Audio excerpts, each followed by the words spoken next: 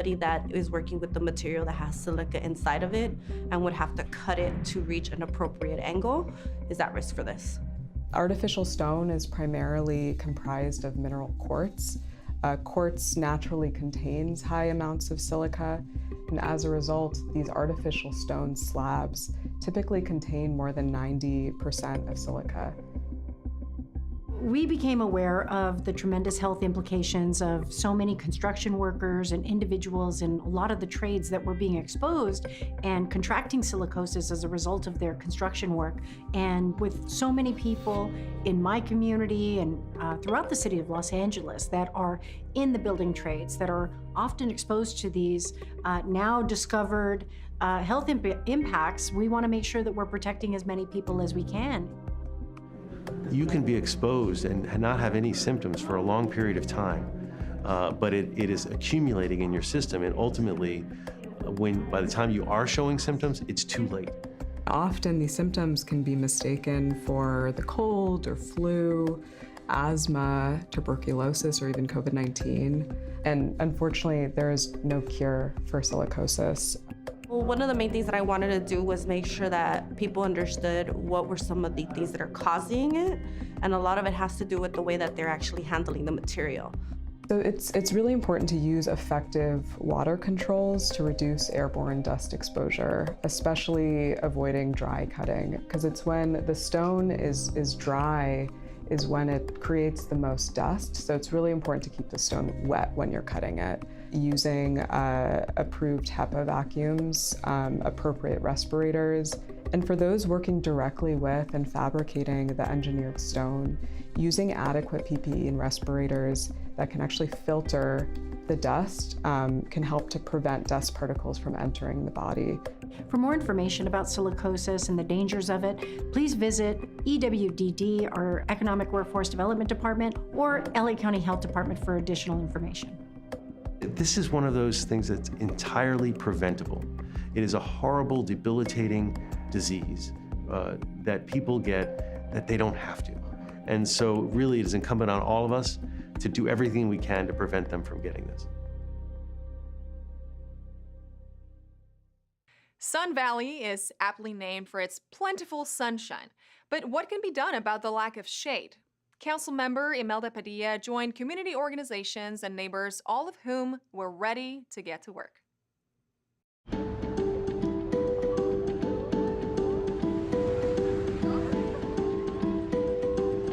Today we are in the community of Sun Valley where I grew up. I'm so happy to be here. Very excited that we have our city family here from the LA Sanitation Department, as well as partners like the LA Conservation Corps, to plant more than 50 trees in this community. You guys gotta go around. Multiple volunteers are here. The whole process from making sure that the soil is perfectly dug, that the roots are introduced to its new home, everything related to the logistics of a tree planting just makes me really excited to know that this is what we're doing on a Saturday morning. This community is considered low canopy, and so our efforts this morning are to increase tree canopy and clean up the air. This is a community that is actually what we call very tree poor, very shade poor, and yet it's one of the communities that gets really hot. There's a reason why it's called Sun Valley. But by putting more trees, we're investing in the tree canopy, which creates spaces for our community members to feel comfortable to walk, enjoy walking with their pets, and just a ton of benefits that come with more shade in the region. And I want to recognize the incredible work of the Los Angeles Sanitation and Environmental Team. Picture the tree this way. Whose leadership helped secure the $3 million urban forestry grant. Our partners at the LA Sanitation Program were able to secure funding to be able to pay for the trees that we're planting today. Additionally, we're also giving away or adopting out 5-gallon trees for people's private property. Trees are an incredible way that we can provide shade for our communities, but also help to absorb the carbon pollution that causes climate change. Trees do a lot for us, And so it's really important that the city is working with all of our residents and communities, our community-based organizations, to make Los Angeles greener and healthier. It's about making sure that every neighborhood, regardless of income or location, shares in the benefits of a greener Los Angeles.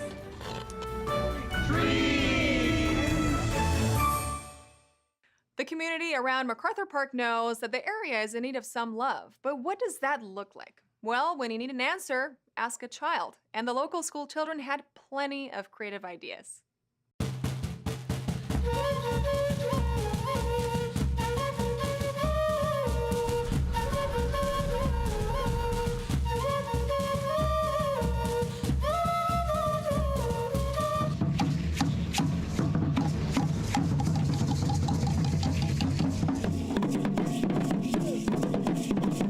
Today we are here with MacArthur Park Elementary unveiling a new mural.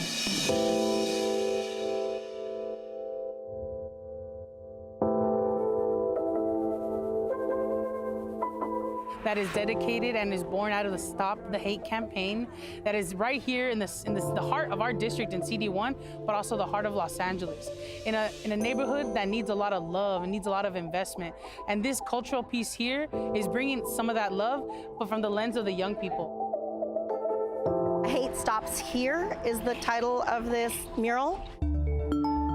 This mural was a dream in the making. I was looking for a muralist that could depict all of the wonderfulness that is MacArthur Park, that includes our students, our staff, our community. So some of the students actually in the mural are part of the school here at MacArthur Park Elementary, and a lot of the visuals that you see are designs that the actual students came up with that I then took as inspiration to create what you're seeing here today. We met with the students and we started talking to them about not only mural design, but also Stop the Hate and what that meant to them in their immediate community. And so once we had those conversations, it started by just writing out what that meant for them, then that moved into designing, and coming up with visuals. My motivation as an artist is to create an impact in the community that's positive.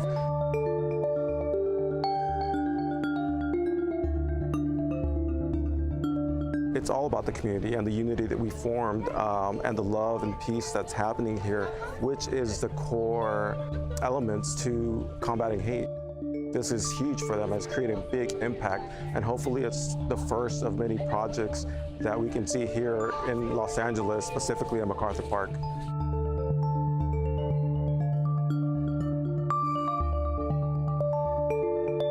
What this school is doing, what this art and this mural and this love is doing to this neighborhood is a lot. And so we're going to be partnering to make sure that we can keep executing these investments to uplift this neighborhood that needs a lot of it.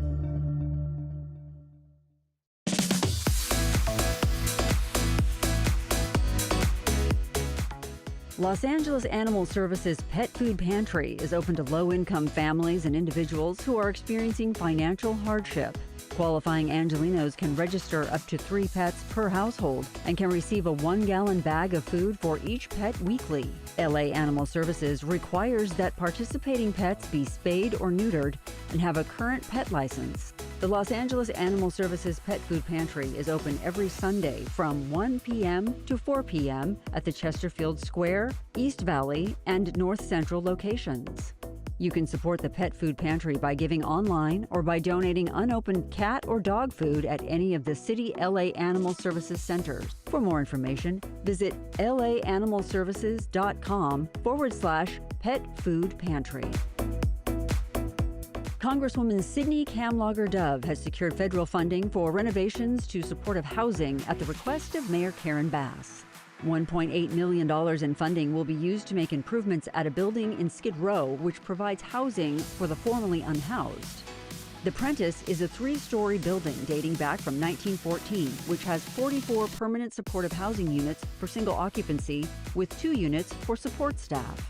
The new funding will support capital improvements in the building, including renovating the storefront, remodeling community rooms, and ensuring entryways meet accessibility requirements. For more information, visit mayor.lacity.gov/press.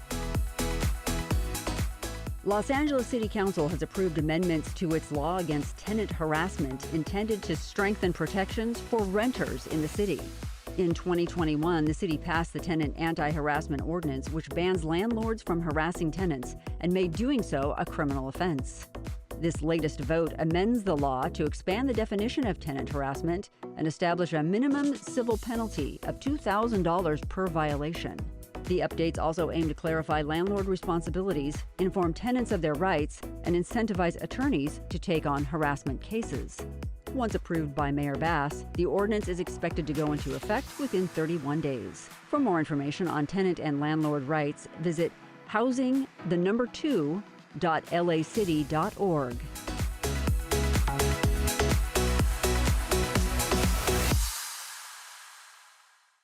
During World War II, Point Fermin's lights were extinguished to protect against enemy attacks along the coast. Whether they were part of the coastal defense or served further afield, the Point Fermin Lighthouse welcomed all to its celebration of Veterans Day. We didn't want to let Veterans Day go by without a recognition of our veterans here at Point Fermin Lighthouse. We're right here below Fort MacArthur, and so the lighthouse and point was actually used even as a sonar station out on the point. But we thought we wanted to recognize the veterans today, and we also just want to say thank you. For Veterans Day, we're honoring our veterans. We have special decorations, and we're meeting the veterans and making sure that they know that they are remembered and that we appreciate their service. I'm a 26-year resident of Point Fermin, and so it's important for me to show people the lighthouse and give them a sense of the history of the area, let them know what part Point Fermin and San Pedro played in the coastal defense of the United States. It's not a well-known part of our history, but there were a lot of people that did work here and that served in the area, and we like to remember all the veterans, whether they were here working at coastal defense or other places in the world. There is the Point Fermin Lighthouse Society, which there are many, many volunteers that do different functions here. That people who do the garden, there's the gift shop, and there are other people who do different kinds of things that help promote the lighthouse. It's a beautiful setting. You're right on the ocean. It's a beautiful house. It's furnished lovely from the period of times when the different keepers were here. It's full of history, but just to be here and take in the ocean, the atmosphere, the beauty of the gardens, it's just a lovely thing to really experience. It's just one of those things that we can't do enough, and that's to thank our veterans for what they did.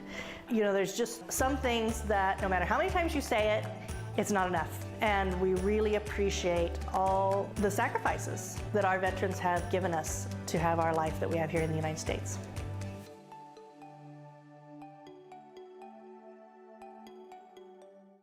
Many veterans were able to answer the call to public service for a second time. Esteban Aguilar is one such veteran. He continues his Army career while he serves in LA's police department.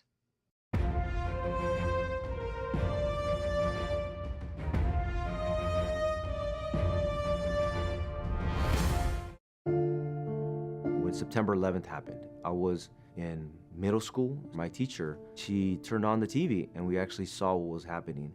And I knew immediately then that I wanted to do some type of service. I wanted to serve my country, my community. I wanted to be somebody who had a purpose. And so I subsequently joined the United States Army in 2009, active duty, immediately deployed to Iraq in support of Operation Iraqi Freedom. It's been a great experience. Once I completed my tour in Iraq, we got the order to actually deploy again a second time, but in this case it was a support of Operation Enduring Freedom in Afghanistan. That experience was worse as far as like the danger that was there and the exposure to getting shot at, getting blown up. It was more traumatic in Afghanistan than it was in my experience in Iraq. I eventually had the opportunity to attend Ranger School, one of the most challenging courses in the Army. There's a very selected few that get the opportunity to go. It's not for the weak or faint-hearted. It was a great experience. So a lot of those core values, things that I learned in the military, being disciplined, how we conduct ourselves, to take initiative during stressful situations, and respecting other people. A lot of values, a lot of the culture in the LAPD is very similar to the military lifestyle. While you're serving not only the community of Los Angeles, but I can still serve my nation by still serving in the California Army National Guard, as a part-time reservist. So Veterans Day is important because you get the opportunity to thank other people for their service. It's important to me because I sacrificed a lot of time, a lot of birthdays that I missed, a lot of family events, things in life that I didn't really get the opportunity to experience because I was either serving overseas or serving my nation during state of emergencies, whether it be the fires missions, the riots. Having that opportunity to thank those who raised their hand to serve their country, just appreciating and thanking their service goes a long ways.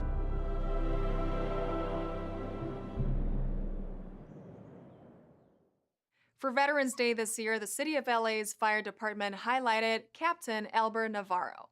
His role in public safety owes a great deal to the leadership skills he gained as a Marine.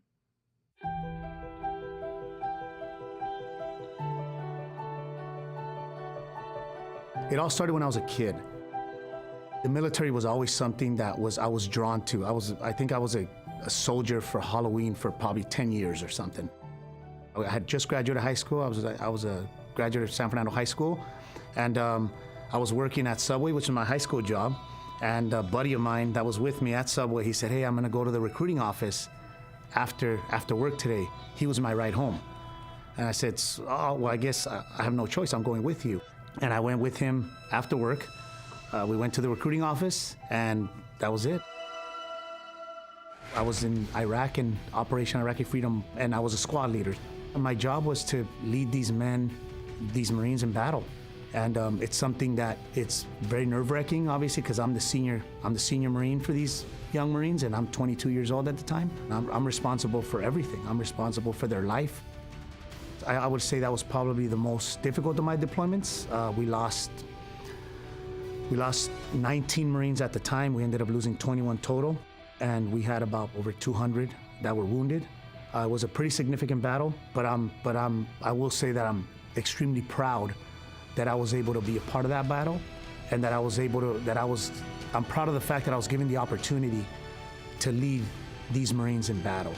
But I was awarded a Bronze Star with Valor for my deployment in Iraq and Operation Phantom Fury.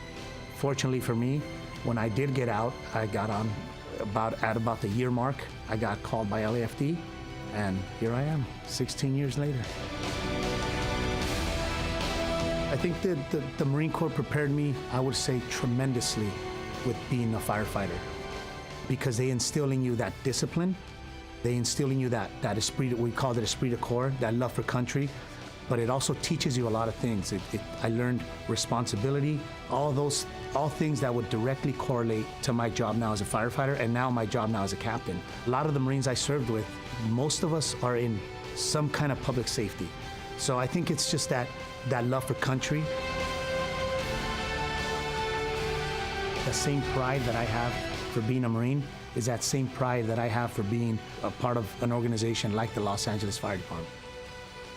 If you are a veteran of the Los Angeles Police Department or the Los Angeles Fire Department, we do have a new organization. It's the Los Angeles Fire and Police Veterans Association. That's LAFPVA.org.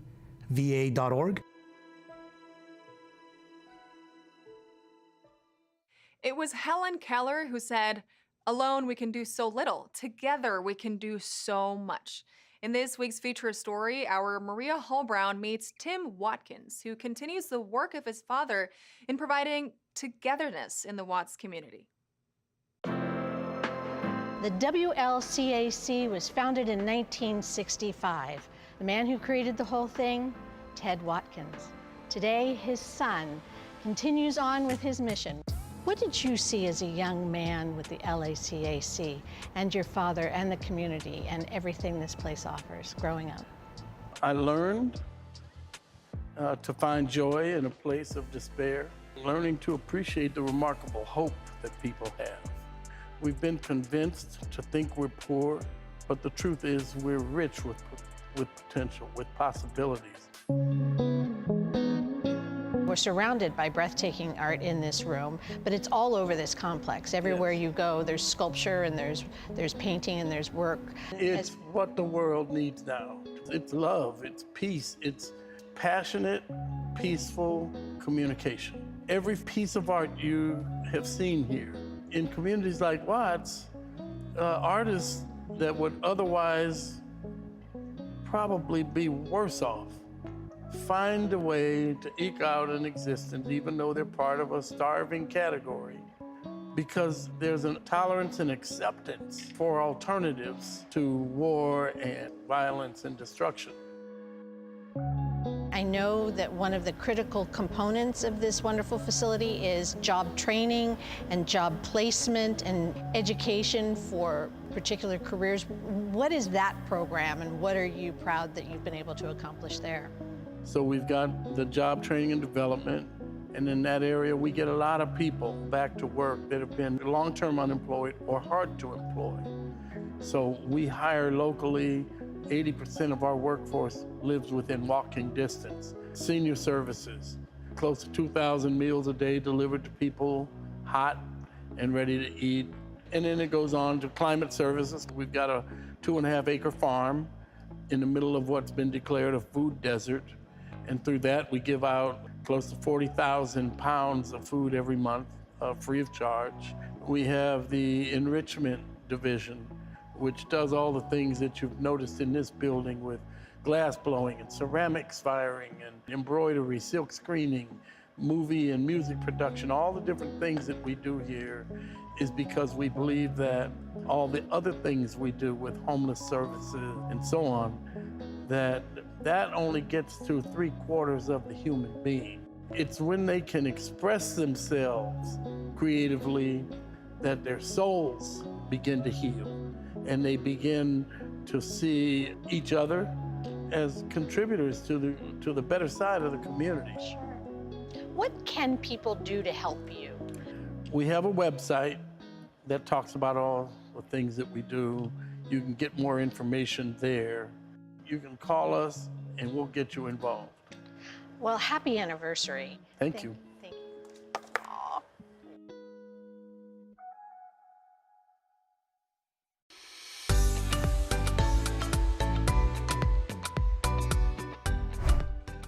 Calling all creatives. If a graphic novel, historical tale, poetry, or zine is on your to-do list, Los Angeles Public Library has you covered. Head to the Central Library on Saturday, November 23rd for a celebration of authors and zines at Independent Voices. This is a day of panel discussions, workshops, and other activities celebrating the written word, self-expression, and DIY culture. From beginner how-tos to completed what-nows, meet the librarians and community partners who can help your expression become reality. Catch Independent Voices at the Central Library on Saturday, November 23rd, beginning at 10 a.m. through 4 p.m. For more information, visit lapl.org/events. The Native American arts organization LA Skins hosts the 6th annual Hollywood Powwow on Saturday, November 23rd. Enjoy this free event in the heart of Hollywood, which will feature traditional singing, dancing, and youth performances from numerous tribes around the country. This all-day celebration of indigenous cultures takes place in the courtyard of the Ovation Hollywood Center. Head to Hollywood for the 6th annual Hollywood Powwow on Saturday, November 23rd, beginning at 11 a.m. and going through to 7 p.m. For more information, visit laskinsfest.com. Join the Los Angeles Public Library at the Central Library for 7 Labors of Liberty on November 24th. This event celebrates the Women, Life, and Freedom movement and also marks the United Nations International Day for the Elimination of Violence Against Women. The play, The 7 Labors of Liberty, depicts the Iranian struggle for human rights over 4 decades. The event at the Mark Taper Auditorium will feature a theatrical capture of the play. The afternoon also features keynote speakers and a panel discussion. That's the 7 Labors of Liberty at the Central Library on Sunday, November 24th, beginning at 1:15 p.m. For more information, visit lapl.org/events. And that's a look at some things to do.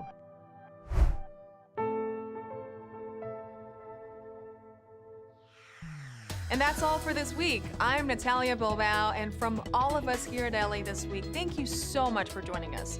Remember that you can watch us online anytime at lacityview.org, and we're also on Instagram, Facebook, X, and YouTube. See you next time for more LA This Week.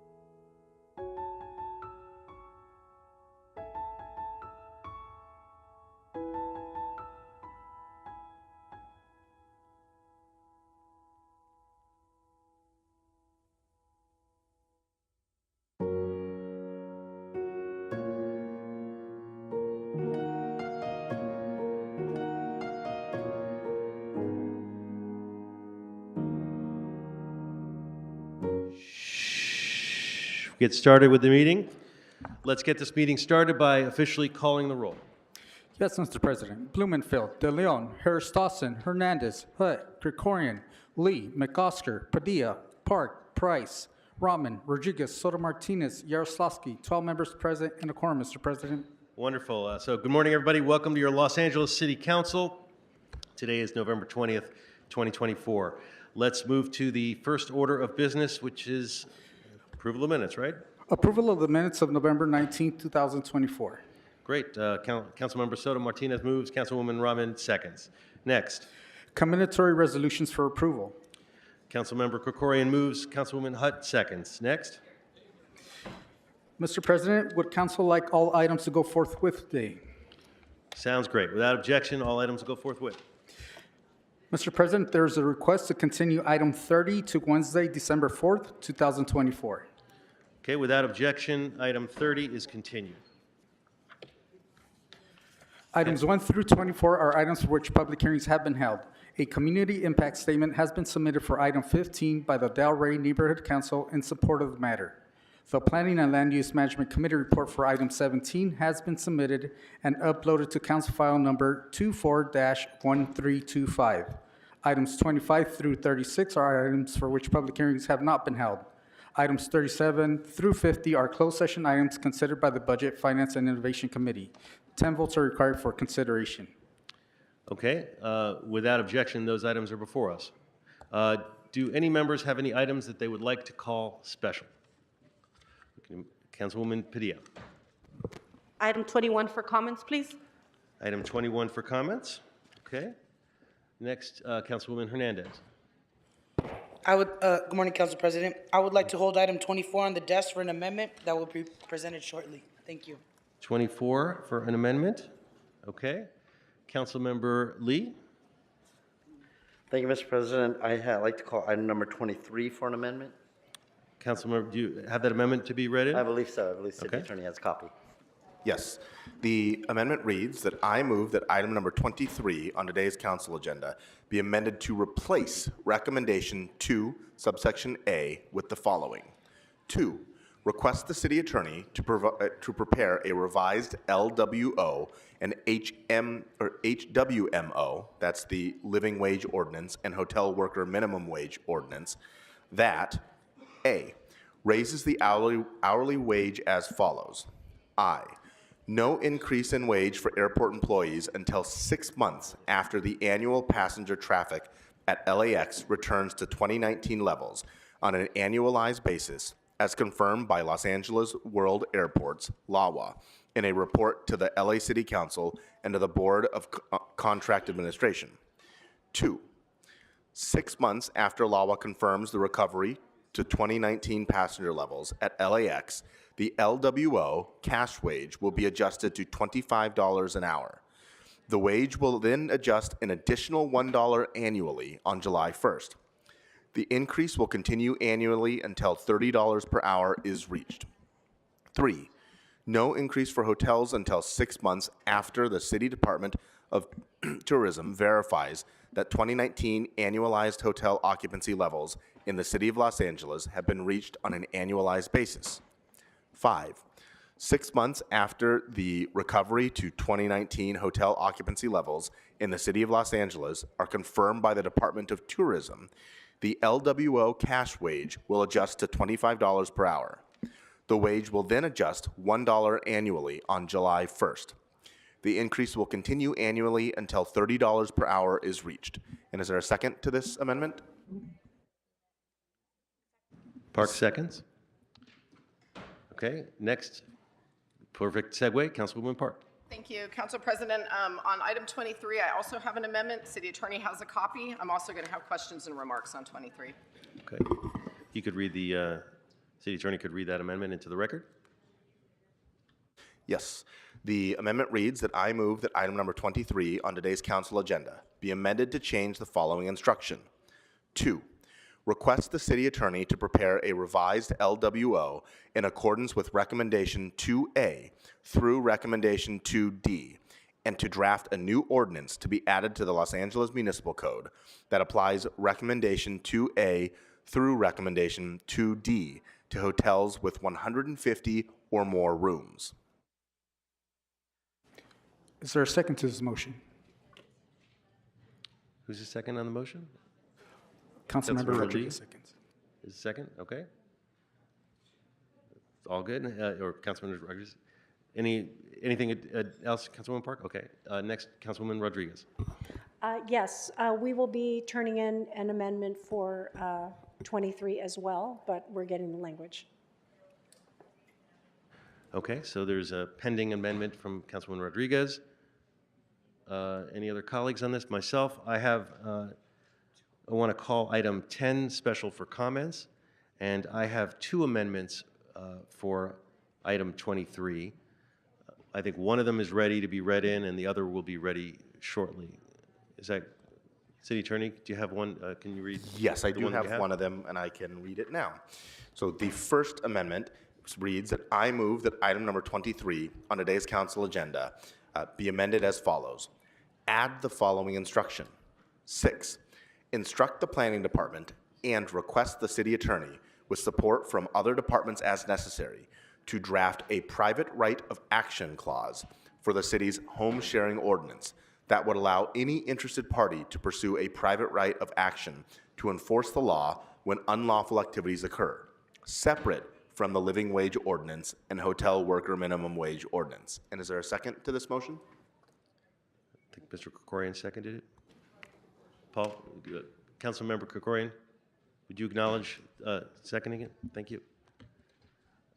Okay, and I have an additional one that I don't think that will be up ready to read into the record before public comment, but it's not quite ready yet, right? Okay. I see Councilmember Soto Martinez on the board now. Councilmember Soto Martinez, do you have a? Yes, we have an amendment for item 23 as well, which I believe the city attorney has. Okay, city attorney could read that into the record. Yes, the amendment reads, I move that item number 23 on today's council agenda be amended to replace recommendation number 4 with the following. Request the Los Angeles World Airports, in coordination with the Economic and Workforce Development Department, to report within 45 days with recommendations on possible business assistance programs for concessionaires at the airport, including assistance for disadvantaged business enterprises, DBEs, local business enterprises, LBEs, and financially distressed concessionaires. The assistance should include options for rent relief, modification to hours of operation, facade improvements, permit fee refunds, technical assistance, and assistance securing low-interest loans. And revised recommendation 2D as follows. Adds a hardship exemption clause applicable only to the proposed amendments to the LWO for concessionaires with 50 or fewer employees at LAX and to the HWMO, similar to the Hotel Worker Protection Ordinance, Los Angeles Municipal Code, Section 182.04, subsections B and C. The current ordinance will remain in effect for the employers who qualify for the hardship exemption. And is there a second to this amendment? Here, Councilmember Price. Price seconds.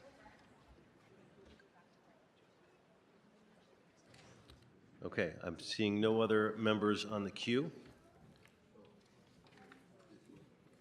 Is there another amendment? Mr. Krikorian, did you have another amendment you wanted to, or you don't have to submit it right now. We'll have a little time before public comment, so if you want to wait, or if you have it. Are you submitting it now, or are you waiting? Okay, we'll wait. So, what is next before us? Mr. President, the council may now vote on items 1 through 9. Mr. Soto Martinez, for what purpose you are? So it's not voted on at this moment because I think there's instructions coming on that one. Yes. So without objection, we'll hold 30 on the desk. And for the record, item 30 has been continued to December 4th, 2024. Okay, it's continued. Councilwoman Rahman? I think we are able to vote on item 3 before we take public comment. Is that correct? That is correct. I just wanted to share with all other members that Ms. Tina Johnson-Hall is here and available for questions, but did want to share that we were able to have her in our Housing and Homelessness Committee. She and many of us also had one-on-one discussions with her.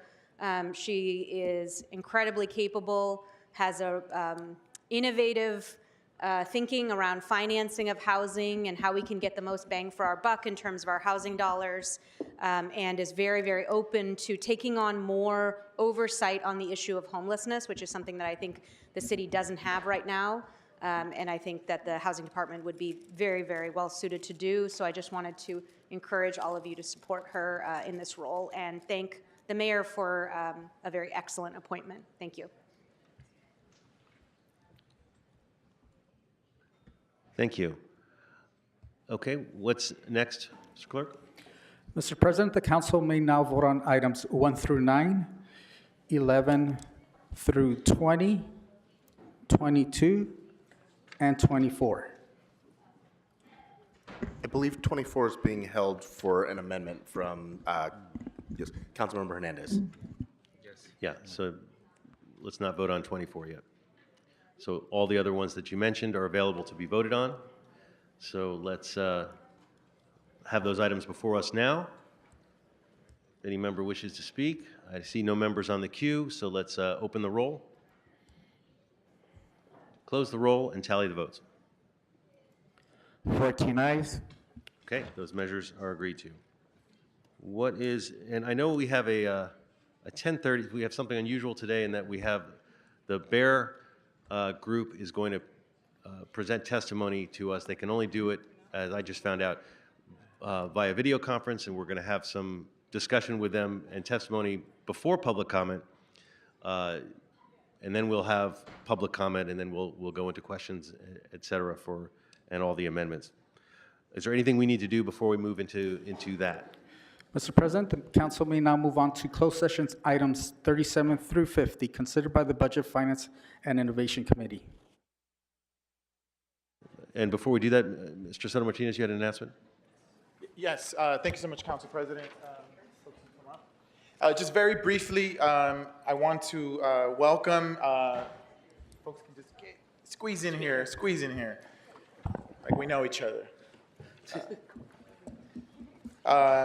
So today I'm very proud to welcome 40 recent graduates of the Hospitality Training Academy. If you could just please stand and be recognized. Today's their graduation.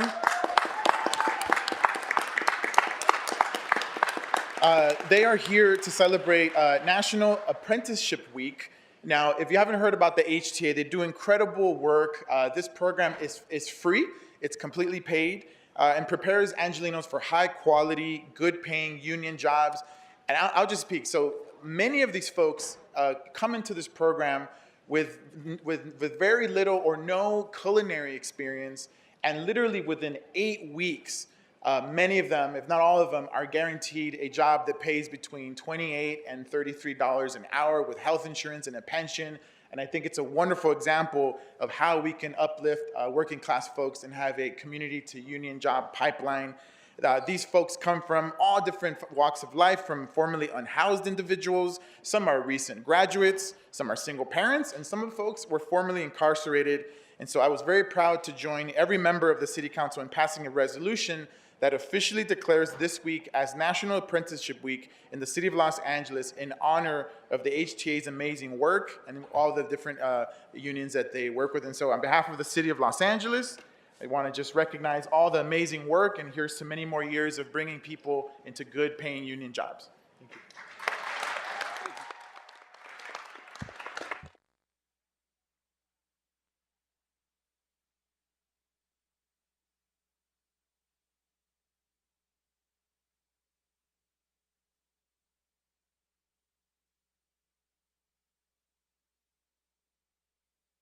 Okay. What is next before us? I know we have the closed session items. Is that right? That is correct, sir. The council may now move on to closed session items 37 through 50. Okay. And as the budget chair, I'll say that all the items that are before us in closed session, or for the budget items, were heard by the Budget Committee in closed session. We concurred with the city attorney's recommendations, and therefore, unless a member wants to call them special for closed session, we can hear them in open session. Seeing no members on the queue wishing to hear them, we can move forward with the closed session items then. And if I may, Mr. President, read the settlement amounts. Yes, please. Thank you, Mr. President. For item 37, in the case entitled Elizabeth Ann Armstrong versus City of Los Angeles et al., there is a recommendation to expend up to $175,000 in settlement. For item 38, in the case entitled Maria Cisneros Romero versus City of Los Angeles et al., there's a recommendation to expend up to $250,000 in settlement. For item 39, in the case entitled Robert Fisher versus City of Los Angeles et al., there is a recommendation to expend up to $137,500,000 in settlement. For item 40, in the case entitled Kim Williams versus City of Los Angeles, there's a recommendation to expend up to $175,000 in settlement. For item 41, in the case entitled Willie Redmond versus City of Los Angeles et al., there is a recommendation to expend up to $425,000 in settlement. For item 42, in the case entitled Ashley House versus Brett Populorum et al., there's a recommendation to expend up to $800,000 in settlement. For item 43, in the case entitled Laurel Gellis versus City of Los Angeles et al., there's a recommendation to expend up to $150,000 in settlement. For item 44, in the case entitled Yolanda Ricks versus City of Los Angeles et al., there's a recommendation to expend up to $395,000 in settlement. For item 45, in the case entitled Mahin Masaban versus City of Los Angeles et al., there's a recommendation to expend up to $430,000 in settlement. For item 46, in the case entitled Bo Brown versus City of Los Angeles et al., there's a recommendation to expend up to $450,000 in settlement. For item 47, in the case entitled James Philip Thomas et al. Versus City of Los Angeles et al., there's a recommendation to expend up to $3 million in settlement. For item 48, in the case entitled Estate of Rosendo Olivio et al. Versus City of Los Angeles et al., there's a recommendation to expend up to $875,000 in settlement. For item 49, in the cases entitled Michael Lebitsky et al. Versus City of Los Angeles et al., lead case, and Chris Dozel versus City of Los Angeles et al., consolidated case, there is a recommendation to expend up to $540,000 in settlement. And for item 50, in the case entitled Don Elioshev, MD versus City of Los Angeles et al., there's a recommendation to expend up to $200,000 in settlement.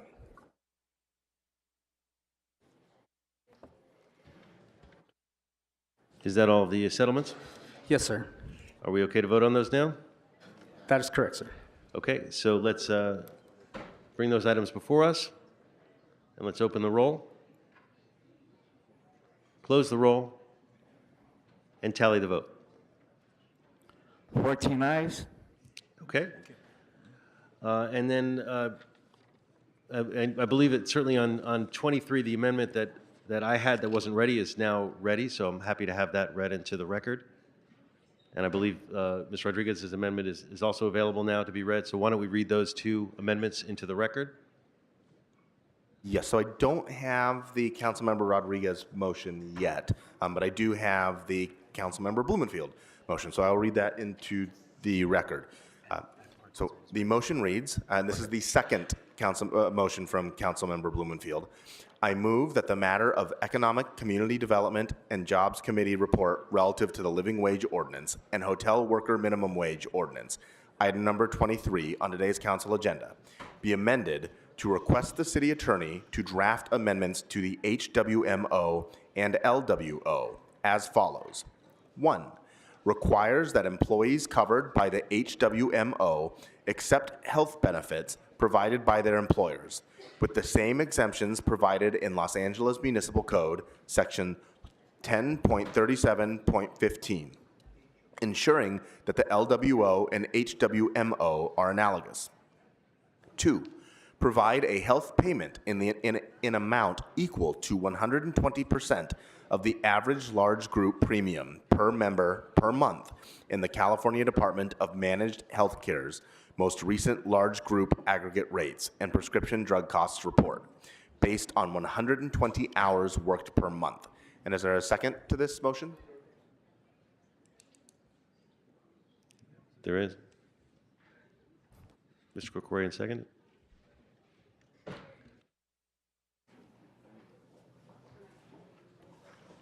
Katie Ellsworth.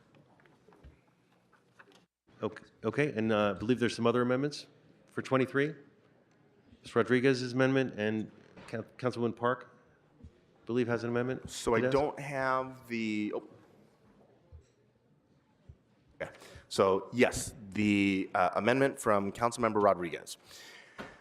I move that item number 23 on today's council agenda be amended to request the city attorney to draft an ordinance to be added to the Los Angeles Municipal Code, similar to LAMC Section 186, granting the following wages and benefits identified in the amended Economic, Community Development, and Jobs Committee report. 1. Includes a definition of hotel worker to mean any individual whose primary place of employment is at one or more hotels, who is directly employed by the hotel employer or by a person who has contracted with the hotel employer to provide services at the hotel and who performs housekeeping, security, building and amenities maintenance, or front desk service at the hotels. 2. Raises the hourly minimum wage to $25 an hour, effective February 1st, 2025, or upon the effective date of the ordinance, whichever comes later, to $26.25 an hour on July 1st, 2025, to $27.50 an hour on July 1st, 2026, to $28.75 an hour on July 1st, 2027, and to $30 an hour on July 1st, 2028. 3. On July 1st, 2029, and annually thereafter, the hourly wage rate will increase based on the Consumer Price Index for urban wage earners and clerical workers, CPI-W, for the Los Angeles metropolitan area, which is published by the Bureau of Labor Statistics. The designated administrative agency, DAA, shall announce the adjusted rates on February 1st and publish a bulletin announcing the adjusted rates, which shall take effect on July 1st of each year. 4. Provides a health payment of $8.35 an hour beginning on July 1st, 2025. The health care benefit payment for hotel workers shall be applied in the same manner as applied to airport workers under the Living Wage Ordinance. 6. On July 1st, 2026, and annually thereafter, the health care benefit payment provided shall be adjusted by the percentage equal to the percentage increase, if any, in the California Department of Managed Healthcare's Large Group Aggregate Rates Report, as measured from January to December of the preceding year. The DAA, and again, that's the designated administrative agency, shall announce the adjusted rates on April 1st and publish a bulletin announcing the adjusted rates, which shall take effect on July 1st of each year. 7. Adds a hardship exemption clause similar to the Hotel Worker Protection Ordinance, Los Angeles Municipal Code, Section 182.04, subsections B and C. And 8. The Office of Wage Standards, OWS, shall be the DAA responsible for the administration and enforcement of this ordinance. The administrative enforcement scheme, penalties, fines, and available remedies, including a private right of action, shall be consistent with the minimum wage ordinance, the MWO. And I believe this is being seconded by Council Members Blumenfield and Krikorian. Acknowledged on my end.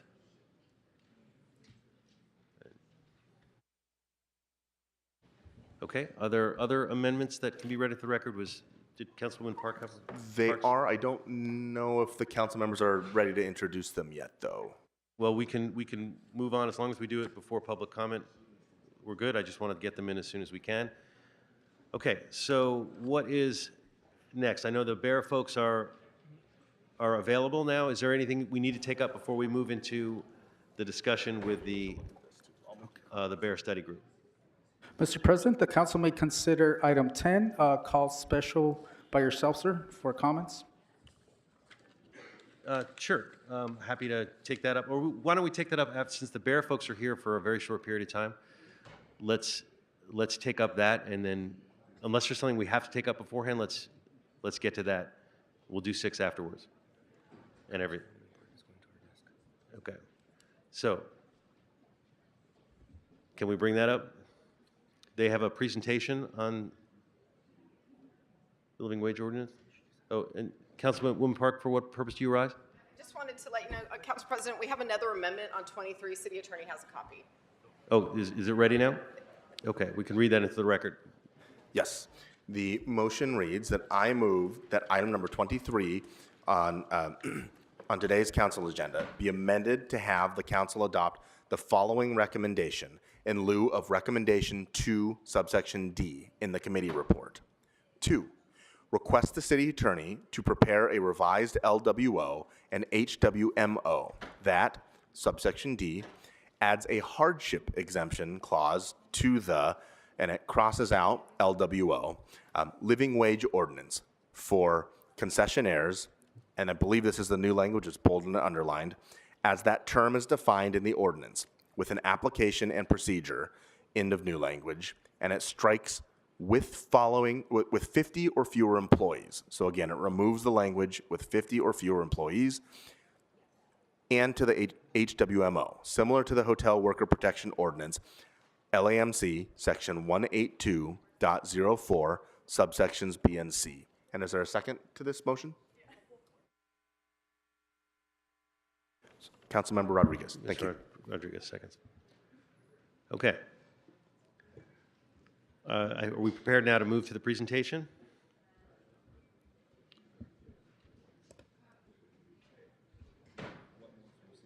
Oh, we have an additional amendment on CD on item 23. A lot of amendments on 23. This one is from Councilwoman Hernandez. Is that correct? Do you have it? You want to read it into the record? Yes. So is my under. Oh, go ahead.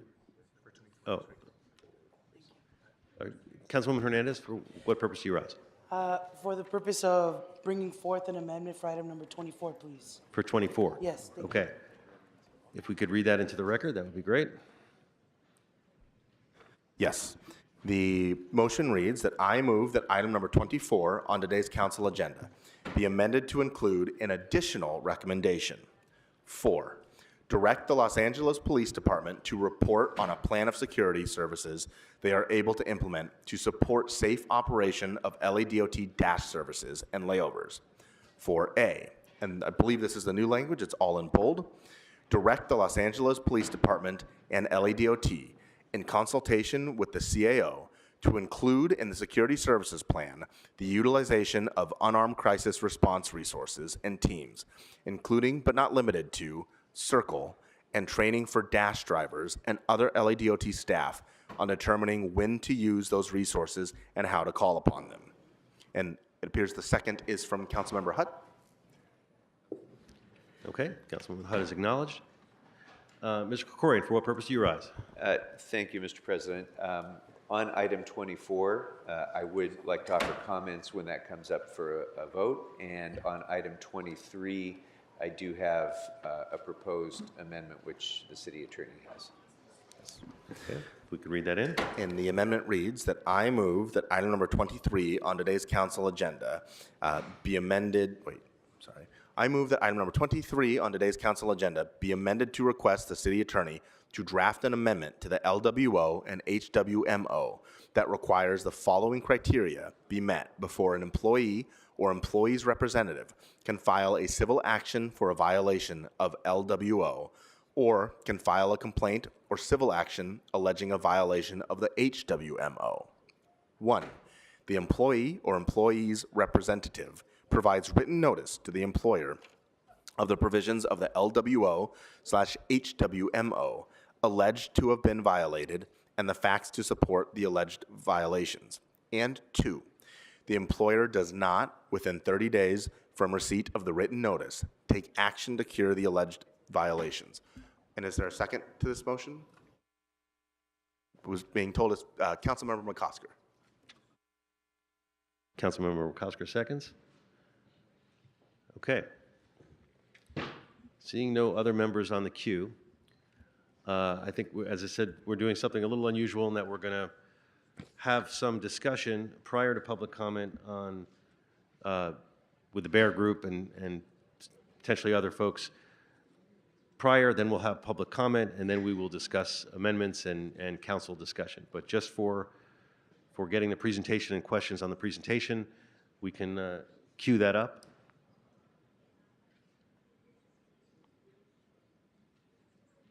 We do not have a presentation, but we are prepared to answer questions. Okay, if you could introduce yourself, let us know who you are, what you've done. You don't have to do a formal presentation, then we'll move straight to questions from the council. I'm Sam Hefneal. I'm an economist for Bear, and I'm a co-author of the report analyzing the economic impacts of the proposed changes to the living wage ordinance and hotel workers ordinance. Okay. Colleagues have questions about the study, the underlying study? I think people didn't realize you were going to be here, but I'll go ahead and start with a question, which is, the report estimates that the prices are going up 6% over 4 years in response to the wage increase. What assumptions were made regarding how much the ordinance would increase operating costs for the hotels and separately for airport employees? And what assumptions, if any, were made regarding operating margins for hotels, for airport employers? Were you able to distinguish between large employers and other companies? Help us understand how you came to these conclusions. Yes, we were not able to have individual hotel data. We requested that, but did not receive it. So we are working all on an aggregate level. And so we're not explicitly modeling individual hotel responses. We don't have assumptions about specific hotel revenue or margins, but we're working in the aggregate and drawing on the literature to make assumptions about how these types of changes in payroll costs will result to changes in prices. So in terms of the increased cost to the hotels, what did you assume in that? We assumed, or we estimated the percent change in payroll costs, and then we used examples from the literature to understand how an analogous payroll cost would translate to changes in prices.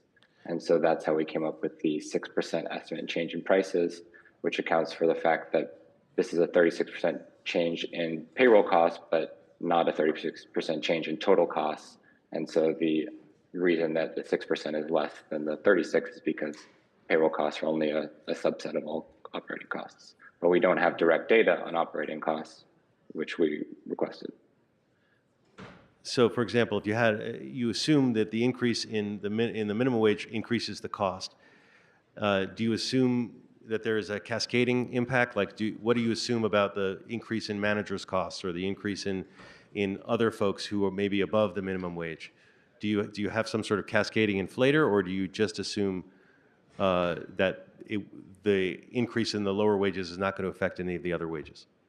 We do assume that workers who make wages slightly above the minimum wage will also have their wages increased to maintain the wage hierarchy. So we assume that any worker that is within 115%, so 100% to 115% of the proposed minimum wage will have a wage increase. So the workers who are less than 100% of minimum wage would have their wage increased to 100 to the minimum wage, and the workers who are 100 to 115% of the minimum wage would have their wages increased by 25% of the difference. Right. And trying to, again, I didn't realize you were going to be here, but just trying to understand that. So what does that mean? If somebody's making, under the new minimum wage, they're making $30 an hour, that somebody making 33 you assume their wage would go up, but if someone was making 36, you assumed it would stay static? Something That's like correct. that? That's correct. Are my guesstimates off?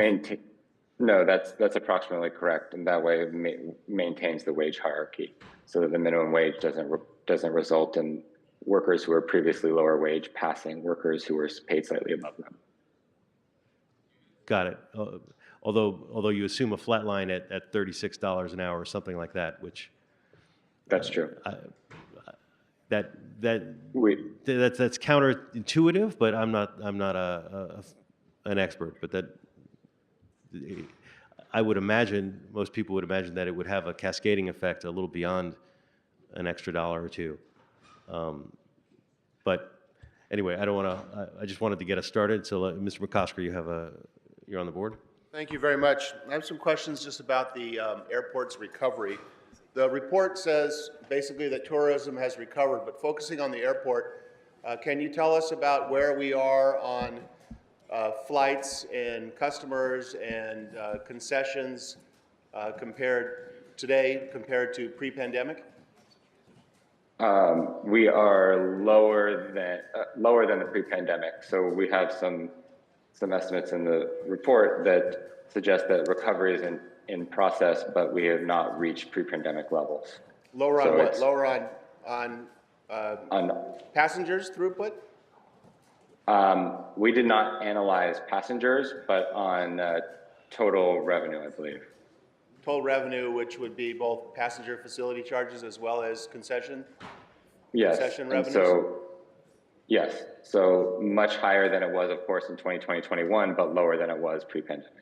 Okay, and how's that compare to other airport recoveries across the country? That's not something we analyzed. So you don't have a sense of where we are in say, in the top 100 airports in recovery? I do not. Did you analyze us against any other region, California, within California, outside California, the West? Did you just analyze? We did not. We did not. Okay, I may have more, but I'll defer for a moment, Mr. Chair. Okay, Councilmember Price. Thank you, Mr. President. I really appreciate this discussion we're having of the report that came before the Economic Development Committee. In addition to the Bear report, however, we got some questions, I think, for the CLA and for the city attorney. Would it be appropriate to have them come to the table at this time as well? I think since we only have the Bear folks for a short period of time, and again, I didn't know about any of this, but why don't we ask them the questions, and then we will bring up CLA, CAO, we'll bring up our city attorney and Don Liu, who's with convention, but since I believe we only have them for a half hour or something. I'll hold my question. Okay. I don't know if other folks have questions, but I guess I'll ask another question then, which is there, when you did the calculations, was there an estimate of the direct change in employment within the city of Los Angeles in the hotel and airport sectors due to the wage increase? And, and how do you disentangle that from our neighboring cities? Yes, so we did the analysis at the zip code level. That's how we distinguish between the neighboring cities.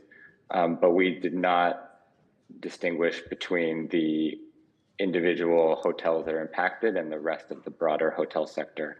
So the estimates reflect the net and total sector, not just the impacted hotels. So how does that work on a practical level? So we have data. We have data at the county level and the city level and the zip code level, and we estimate changes at each aggregation, and then that allows us to identify which of the impacts are in the city versus outside of the city. But we don't have information. We don't have economic information about the specific hotels at the individual hotel level. So we can't isolate individual hotel impacts, but we can just analyze the net impact on the city geographically at the different resolutions. So how do you know the impact? Like, how do you gauge, like, what businesses are going to shift to Burbank or any other city nearby? How do you factor that in? We make assumptions based on past analyses that have analyzed how price changes affect movement in or out of the sector. Okay, and what is that? What kind of assumptions? Do you assume that they do impact the movement? Do you assume that people who are coming to LA have choices that they could go to other nearby cities, or do you assume that they're stuck because of the that they want to be downtown or whatever? Yes, both. We believe that for airports especially, people are likely to, if they want to stay in an airport hotel, they're likely to stay in an airport hotel. But we understand that there are going to be some reduction in demand potentially or some substitution towards hotels in neighboring cities. And so we account for that. And there is a modest reduction expected in the total hotel revenue. Okay. Councilwoman Park. Thank you, Council President. Thank you to Bear for being here as well. I have a question for them. Have any other jurisdictions ever implemented a wage increase of this size over such a short period?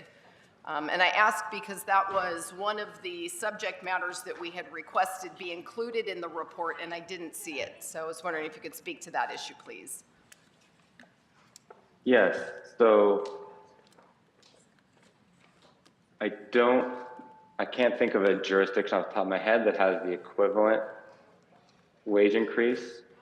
I think there have been slightly smaller, but I can't tell you off the top of my head if there are specific jurisdictions that have the same size. Okay, thank you. One of the things that's really important is adopting a policy that we're sure benefits residents of the City of LA and ensuring that City of LA is capturing as much of the economic benefit as possible. So I have a few questions about how we measure that. On page 28 of your report, it shared that 45% of workers live outside of the City of LA. But then on Appendix 5, which is page 76, you say that 56%, which is a majority of airport workers, live outside the city. So is it a majority are in or a majority are out of City of LA? I believe it's a majority are in, 56% are in and 45% are out, and we can estimate that for airports because LAX is its own census tract and we have census level data on where workers commute from. And so that allows us to identify where airport workers commute from. We do not have the analogous information for hotels because hotels are not their own census tract. They're integrated with all other types of businesses. So I'm just curious, why is the data reported differently in different places in the report? I don't know off the top of my head. It should be 56% in and 45% out. 55% in and 45% out, I believe. Okay. One more question. So according to the visualization tool, which is on page 31, it looks like hotels that you considered to be covered by this policy are actually in the city of Beverly Hills and the city of Hollywood. So given that those workers wouldn't benefit from the change in policy that we're considering, would that change your economic impact here or your analysis? And I'm not sure why those hotels were included at all, actually. No, the visualization tool is just a visualization tool. It doesn't enter into the analysis. Okay, so it would not change our analysis. Our analysis comes from economic data that is not that high resolution. So we're just considering the number of workers in the city from EDD data. So we're not specifically identifying which hotels they work at. That was just meant to be a visualization. Can you tell me how many hotels you interviewed during the course of your study? Yes, we interviewed hotels, and I don't know the number off the top of my head, but my colleague David interviewed the hotels, and Henry as well from C also interviewed hotels. So you can't give me a list of hotels in the city of Los Angeles that you interviewed or obtained information from in preparing this analysis? We can provide that in writing, but I don't know off the top of my head. Okay, thanks. Okay, Councilmember Lee, followed by Councilmember Corian. Mr. President, is there, maybe I didn't hear the explanation. Is there a reason why that this is not part of the regular conversation? There's going to be questions that I have for Bear that are going to be stemming from other questions that we're posing to CLA. Is there a reason we're taking this before all of that happens? I don't know who can answer that. I was just... Is there a reason why they're not here? We paid them to do an analysis. Is there a reason why they're not sitting here in front of us? Did we get an explanation of that? We were provided with 6 possible dates for a hearing, and we were told we were available for 4 of them. I can't even but the- hear them, first of all. I can't. I'm going to ask, before the presenter begins, or continues, so I understand there's a lot of people who are excited about this item and excited to be here today. I'm going to ask, just so that we can continue to run this meeting in an orderly manner, if you could hold your applause until the end, that would be appreciated. So we're struggling to hear the presenters. Sorry, go ahead. We would have preferred to be there in person, of course. We were provided 6 possible dates, and we gave 4 dates where we could be there in person, but this is not one of those dates. So am I to understand they're not going to be part of the regular discussion when we have this after public comment, or they will be available for additional questions at that time? We will not be. They will not be available? That's what they said. So if we have No. questions for them stemming from questions we ask the CLA's office or CAO's office later on, they will not be available to answer those questions? So if I may? Yes. Yes, so this was a matter of scheduling, so it is unfortunate that they were not available. We were aware that the consultant was not available this day, but it was scheduled for this day. We were provided with were provided with several dates, but it was scheduled, and the economists were not available to be here in person. Indeed, they were available for several of the committee meetings, and the committee meetings also got rescheduled. So it is unfortunate, but with that said, just bear in mind that your CLA is here to answer any questions. To the extent that any questions cannot be answered, we will take down those questions and confer with the consultant to get answers to you. What's before you today is an instruction to the city attorney to draft an ordinance. It is not your final approval of implementing the matter, so there will be another opportunity if the council wishes, if we can provide the consultant with advance notice for the future meeting on when this matter would be considered in the ordinance form. We can have them available to address any questions at that time as well. Okay, so they're not going to be here today. So this is our last opportunity to ask them anything that might possibly come up today. According to the CLA, we may have another opportunity before the ordinance. Okay, comes I mean, I'll before try us. my best to try to, because there's other information that I'd like to have before me, but, you referenced the Oxford economic study that warned of grave consequences to employment and local economy, but you said this was too pessimistic. What was this based on? For the previous minimum wage analysis in Los Angeles, there were 3 separate studies that were commissioned by the city council. And then there was a peer review conducted of the 3 studies. And the peer review concluded that the type of methodology that Oxford uses led to too pessimistic of results. And so we followed the recommendation that was suggested by the independent peer reviewer commissioned by the city council to go with the methodology that we went ahead with. What methodology were they using that you disagreed with? They were making extremely strong assumptions about the price change and the reduction in revenue from changes in payroll costs that we did not believe to be consistent with the broader literature. Okay, did anyone analyze the market conditions surrounding the proposed implementation of this proposal? When the hotel minimum wage was first enacted, tourism and economy in general were booming here in Los Angeles, and increases, I believe, were more easily absorbed. Today's market conditions are incredibly different. Inflation is higher, interest rates are higher. How will the increases be absorbed given the realities of today's economy? Is that a part of your report that I missed? Our results reflect today's economy. Your report to reflect the state of economy today? Yes, we've accounted for inflation and the other factors you mentioned. Okay, so it's my understanding that tipped employees at union hotels are paid less than non-tipped employees. Why was there no recommendation to do the same in this report? We are not making recommendations. We are aiming to analyze the motion as it was written. Okay, why wasn't this analysis done then? Between tipped and non-tipped employees? We were not specifically asked to do that analysis. Okay.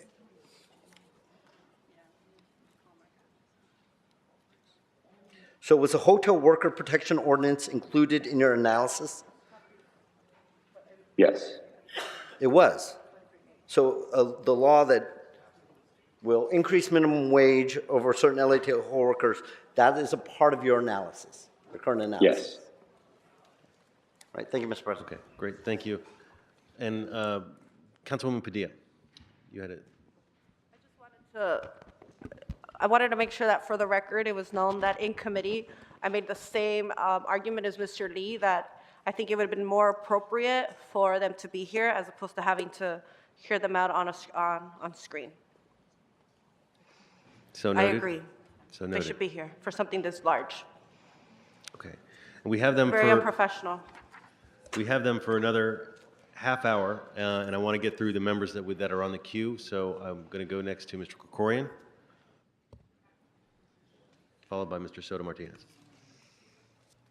Yeah, let me just reiterate the comments of my colleagues, because I think as we debate changes and prospective changes in this policy and the nuances of this policy, it would certainly be beneficial to have the ability to ask the people who we paid to do the economic analysis what impact these changes might be making as well in the proposal. So as it is, the proposal is already based on the assumption that these wage increases started a year ago, and had a much more gradual increase than what is now being proposed. So it would have been very helpful to have that ability to consult with them. But we can spitball it, I guess, as we go here. So let me ask a couple of questions.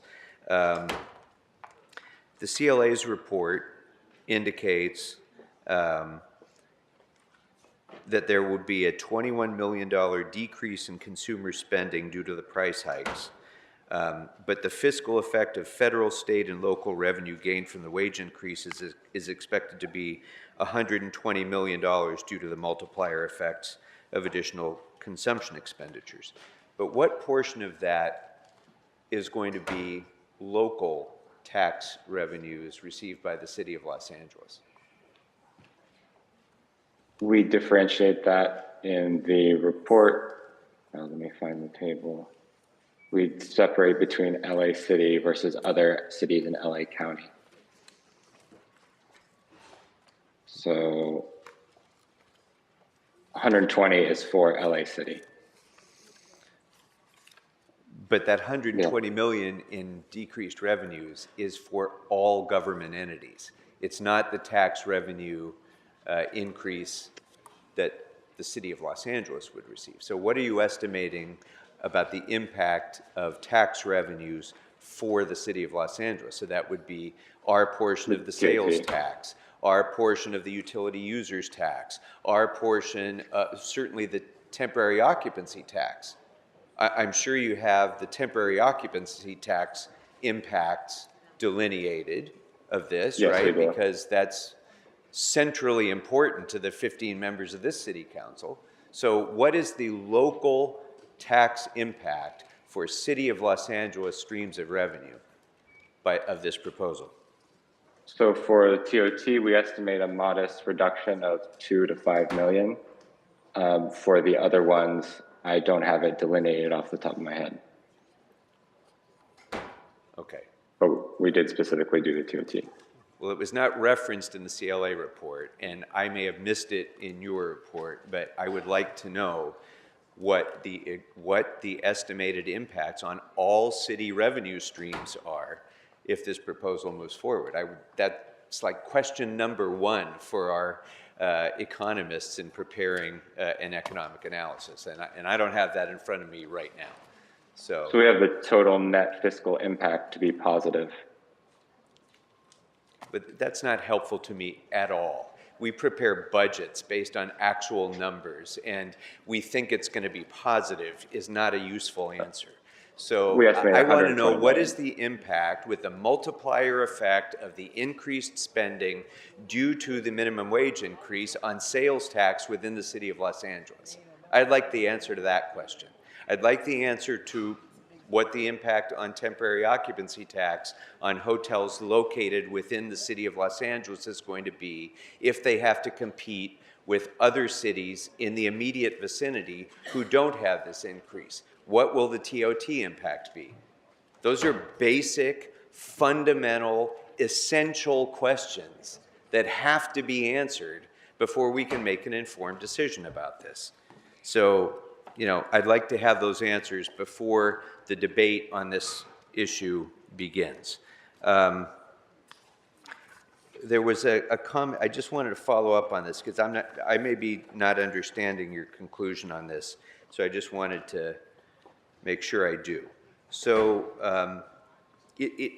I understand completely and agree with the concept that as you increase minimum wages, most of those wage increases will be spent locally. You know, that I agree with that, and there will be a multiplier effect. We can dispute what the multiplier will be, but certainly there will be an increase, I believe, in economic activity as you increase minimum wages. And that will help some sectors of our economy more than others. And in your report, in fact, the last page, or no, on page 15, the report says, because local households are the primary beneficiaries of the wage increases, so on and so forth, these sectors and occupations capture the greatest gains. Of special significance are the real estate and health sectors. Real estate, comprising both residential and commercial rentals and leasing services, represents the largest share of household expenditure in one of your tables. This sector will be strongly stimulated by the rise in earnings and can be expected to generate a supply response that will offset price increases. What does a supply response in the rental real estate market mean in that report? What does that mean? It means that there will be incentives for more building and apartments. Okay, and until those buildings and apartments are built, isn't the economic imperative of stimulus in the supply response of the real estate market that rents will go up? Yes, that's possible. Okay, so this will cause a further impact on our housing crisis by causing rents to go up. That's the conclusion of your economic analysis, right? Yes, that's one possible mechanism. Okay. I have many more questions, Mr. President. I'll try to put them together as much as I can, but I'm doing this on the fly. No, appreciate that. We're going to try to keep moving, and you can press your button again.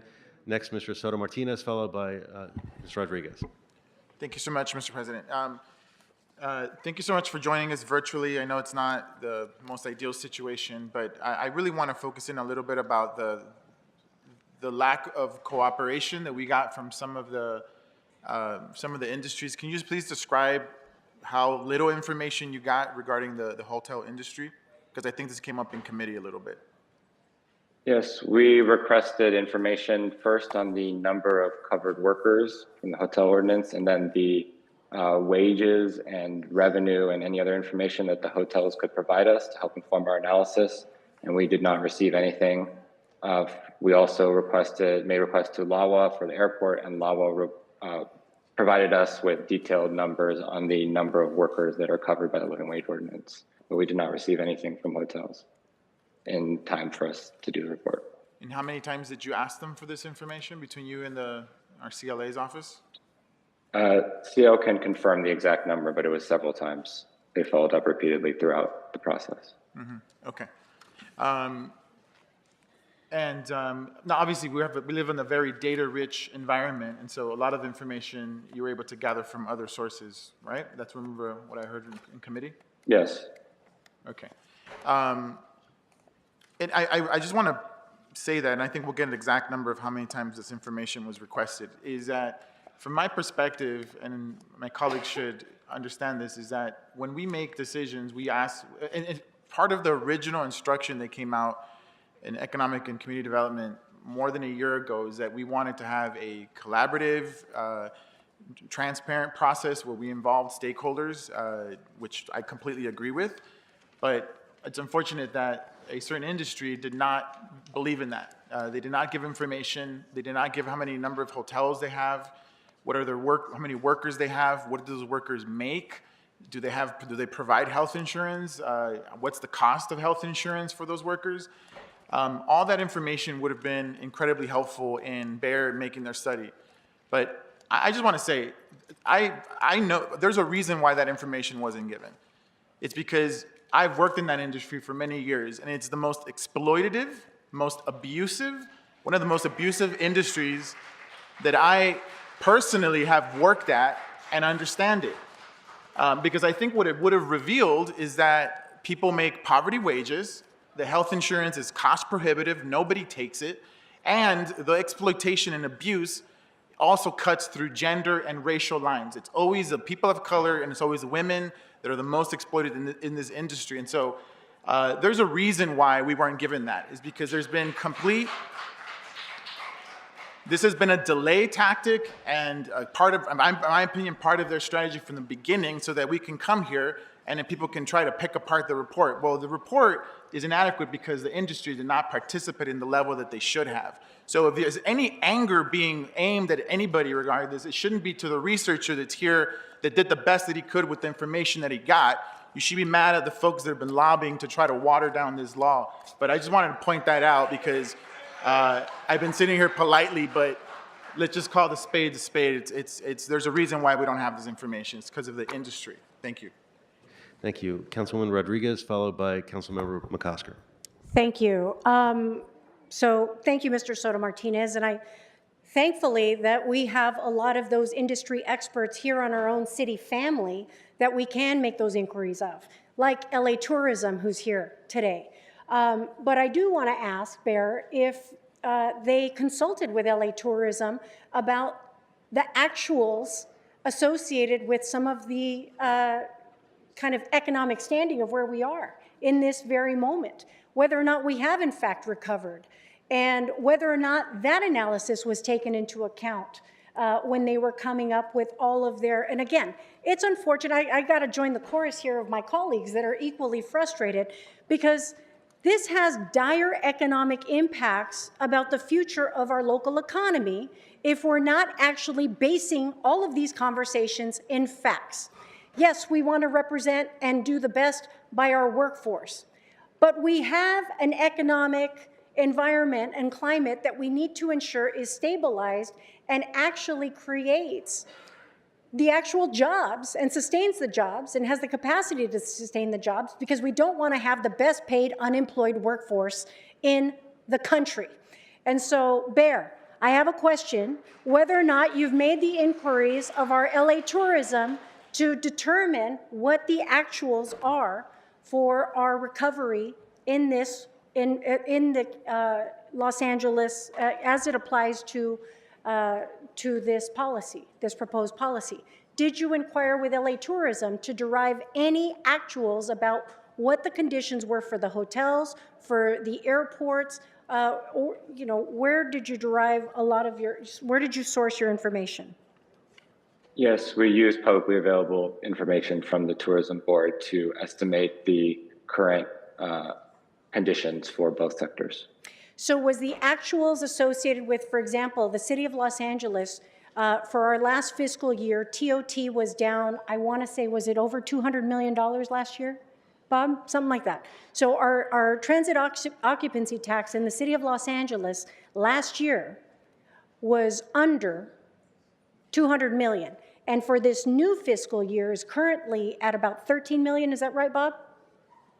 It was, I believe it was 13 million, and I don't know if the CAO's office is here, because our CAO, our city administrative officer, in our last budget hearing confirmed that TOT is still down and, quote, we have not recovered to pre-pandemic levels with respect to tourism in the city of Los Angeles, as I recall. And so, you know, I guess I'd like to talk to our own in-house experts. I know we have Don Lu here. I know I have questions for BCA because we will hear from them, but we have these folks for 12 more minutes. All right, well, I'm gonna hold, I'll hold for those in-house experts. Okay. Thank you. Mr. McCosker, followed by Ms. Park. Thanks. Actually, it's just a follow-up of the questions I had before. I've heard from BOAC now, based on the questions I asked about traffic and about concessions, and I just want to ask Bear whether this sounds right to them. BOAC reported at their November 7th board meeting that LAX traffic, and this is passenger traffic, was down 13% behind 2019 traffic levels. Does that sound right to you? Yes. It sounds right, or do you think that's the number? Is that in your report? It sounds right. Okay, and then in the same meeting, the BOAC staff reported that concession sales were down 21% behind 2019 sales levels. So it lags pretty significantly behind passenger traffic. Do you have a sense of why that is, or what's going on there? Why would it be 13% fewer passengers and 21% behind on sales? And I'm presuming the sales includes the increased prices as well. So we're probably talking raw dollars. Any response? No, I do not have a sense for why. Does 21% sound right? It seems reasonable. We requested data on concessions and did not receive any, so we don't have the exact numbers. Oh, I thought you said that airport did give you data. They gave us data on the number of covered workers. So we know exactly the number of workers that are affected by the living wage ordinance, but we did not receive any information on cost or revenue. And again, you don't have a sense, the report doesn't give us a sense of whether 21% down in concession revenues compares favorably or poorly to other jurisdictions, other similarly situated airports? We do not. Thank you. Councilwoman Park, followed by Councilmember Krikorian. Thank you again, Council President. So question for Bear, did you by any chance get a chance to look at the study that was done by the City of West Hollywood on their increased minimum wage ordinance and their conclusions about layoffs, reduced hours, and increased workload? Which year is that? City of West Hollywood, Yeah, which year? 2019? It was recent, 2019? Yes, I believe we reviewed that study. Okay, and can you tell me a little bit more about those conclusions? I don't have a detailed recollection of the West Hollywood study. Okay, so we keep reading about projects at LAX and at hotels being shelved. Did your report consider the impact on future projects or on construction jobs or other growth opportunities? In the aggregate, in terms of the economic conditions, but not explicitly. Okay. Have you taken into account in your report that energy, insurance, and other increases that are anywhere between 20 and 30% over the last several years in our hotels? Is any of that factored into the conclusions? Yes, we account for recent inflation, which is high across the board. Okay, and you didn't seem to think that that would have an impact on the overall economy around this?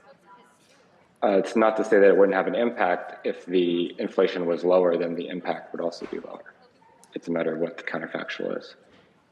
Okay, so your report relied heavily on a 2015 study from UC Berkeley, which actually estimated the loss of about 3,500 jobs and a negative impact to GDP from the city's $15 wage ordinance back then. At that time, we were looking at a 66% increase over 4 years. But what's before us today is a 69% and 31% increase for hotel and airport workers, respectively, over the 60 days. So you already have indicated that you didn't study whether any other jurisdictions have ever absorbed an increase that large. Your report concedes that the wage schedule will lead to a substantial increase in operating costs for businesses. You've also conceded that LAX and the hotel economy, trade, travel, and tourism remain below 2019 pandemic levels. We all see, just based on what has happened with the restaurant minimum wage, there's no longer front of the house workers. You order at kiosks. Prices are higher, services are reduced, hours are limited. I don't see any analysis in here, in the dismissive, really, conclusion that none of this is going to have any impact on service levels or jobs. And frankly, it just defies credibility to reach that conclusion when we have obvious evidence in front of us to the contrary, and especially in light of the omission of any real engagement with the airport, its businesses, or the hotels. So can you explain credibly how this doesn't impact jobs? We would expect some job losses in specific sectors or specific employers, but what our results reflect are the net impacts on the broader economy. So our results suggest that the broader economic impacts are positive, not to say that every business will benefit. So if I'm hearing you right, people are going to lose their jobs potentially. Yes, that's possible. All right, thanks. Councilmember Krikorian. I know we only have very limited time, but I actually wanted to reiterate what Councilmember Soto Martinez was just saying about information that was provided. And honestly, I've heard multiple versions of this, so I don't know what was provided, what was requested, what wasn't provided, that was requested, and so on. I've heard, from others in the industry that, oh yeah, we provided this, or this was available, or it's publicly available. I don't know. I don't know how to resolve that. What I do know is that we all seem to agree that there's significant bodies of data that are missing. The CLA report says that the CLA originally sought but did not receive from business community stakeholders sufficient to incorporate into the study, such as no internal estimates of hotel operating costs, payroll records, or employment figures that could provide insight into its impact on their profitability.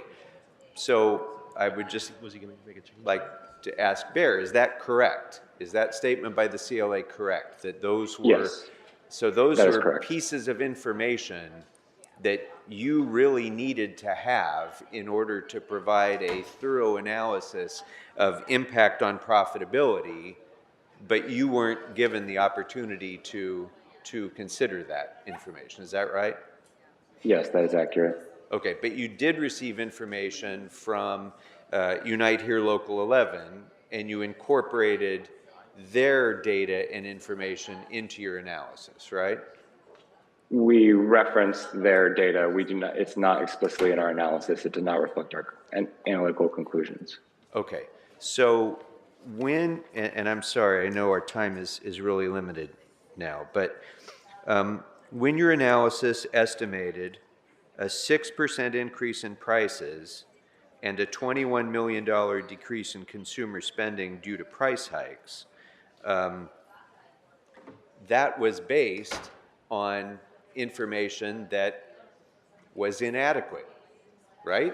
Because you didn't have the yes, it was based on aggregate information. We would have very much preferred to model individual hotel responses. Right. So if you don't have that information, that internal information about profitability and so on, the 6% assumption could be wildly different based on actual information that you received from the actual businesses involved on their profitability, right? Wildly is strong. It certainly could vary, yes. Okay. All right. Thank you. Councilmember Lee, followed by Councilmember Park. Mr. President, we have 9 amendments based on the information or lack of information that we are missing, the ones that referenced by Councilmember Krikorian and so many others in this body. I think it's prudent for us to take a step back. We have 9 amendments in front of us. We're all looking at it for the first time. I'd like to make a motion to send this back to committee so we can further analyze and get some of the data that's important for us to make this informed decision. As been stated by so many different people here today, this has huge impacts on the city of Los Angeles moving forward with the major events that we have coming on, let alone just the overall economy of our city. I think it's prudent for us to take a step back, send it back to committee, analyze all the different amendments, and give us an opportunity to get some of the answers that we've asked today, some of the questions we've asked today, get the answers to those, and I'd like to make that motion, and I'd love to get a second to that. There. Thank you, Councilmember Park. Okay, it's been moved and seconded. I need folks. There's no yelling out. There will be a time for public comment, and we will hear folks at that time. But we need to run an orderly meeting. So next, move to Councilmember Park. And in support of my second of Councilmember Lee's motion, this report was initiated within very clear parameters. Hours and hours of work of consultation with industry and stakeholders went in to the requests for information that were provided to bear. The work product that came back is shoddy at best. That report is missing data and critical elements of the information and analysis. And had this come to my committee before it was moved out, that was the exact instruction I was going to give. We should not be voting on and making policy in a vacuum like this report is asking us to do. I second the motion and I support and I vote on it. Thank you, Councilmember Lee.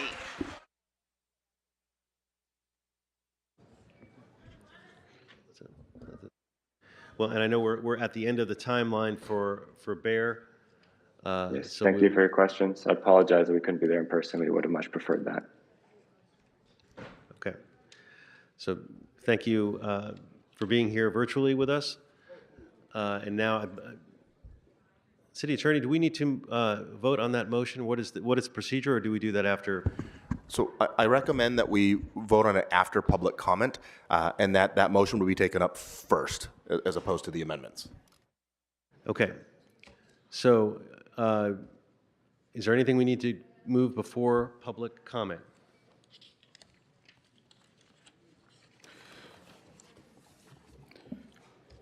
Mr. President, does the council wish to consider items 10 and 21, for which public hearing has been held?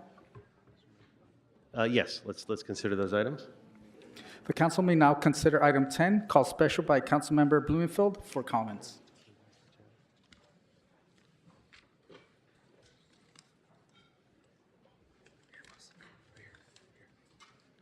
Okay, for item 10. Great, thank you. Colleagues, I called this item special for a couple of reasons. Many of you know I feel strongly about protecting and saving every animal in a shelter that we can, and I know you all do as well.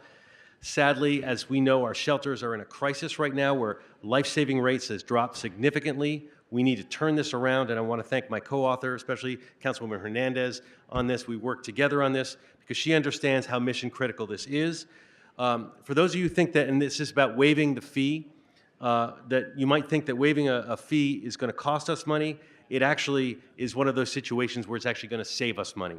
The cost of sheltering a healthy animal, feeding it, giving it the health care, not to mention dealing with their reactions to being overcrowded and all the problems that go with that, are actually costing us a tremendous amount of money, and that cost far exceeds the small adoption fee waiver that can help some people get reunited with their pets or help a loving family give a home. So giving this discretion to the department in those situations will help get animals out of the shelter and will save us money as a city. And for that, I ask for your aye vote. And again, I thank Councilwoman Hernandez for partnering on this.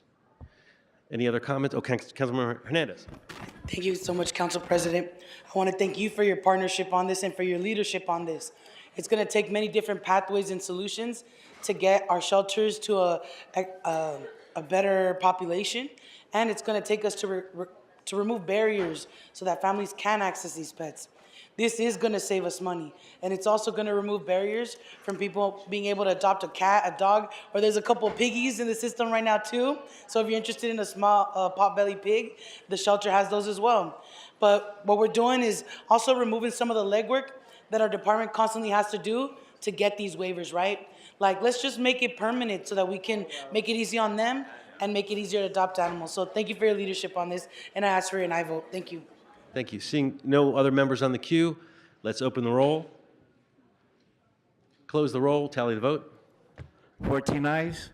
Okay, and I believe there's one other item we could consider before public comment. Yes, sir, and that would be item 21, called special by Councilmember Park for comments.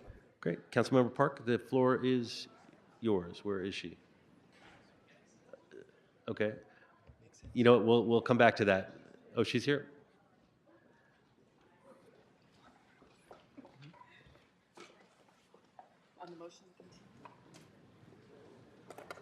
You called this item special for comments? What's that? Item 21. 21. Yeah, this is for mine, not different P. Oh, they just told me. Different letter. Councilwoman Padilla. Perfect. Yes. Council, before us today is a motion, item 21, that asks for a report back on recommendations for an ordinance to ban nitrous oxide. Nitrous oxide, most commonly referred to on the street as NOS, or laughing gas, is an extremely addictive and harmful drug that has been around for ages, but has recently increased in trend in our youth through social media and product marketing. Now more than ever, you can find nitrous oxide products colorfully marketed as flavored whipped cream at places like smoke shops, despite California law prohibiting the sale of nitrous oxide with the intent of inhaling the product. So I look forward to working with the city attorney to find a solution that takes these dangerous products off the shelves and out of the hands of our youth. So I ask for your aye vote today. Councilwoman Hernandez. Probably shouldn't be talking so much because my voice is gone, but I just want to thank you for your leadership on this motion. We're seeing a lot of this type of activity in a lot of our public spaces with our young people.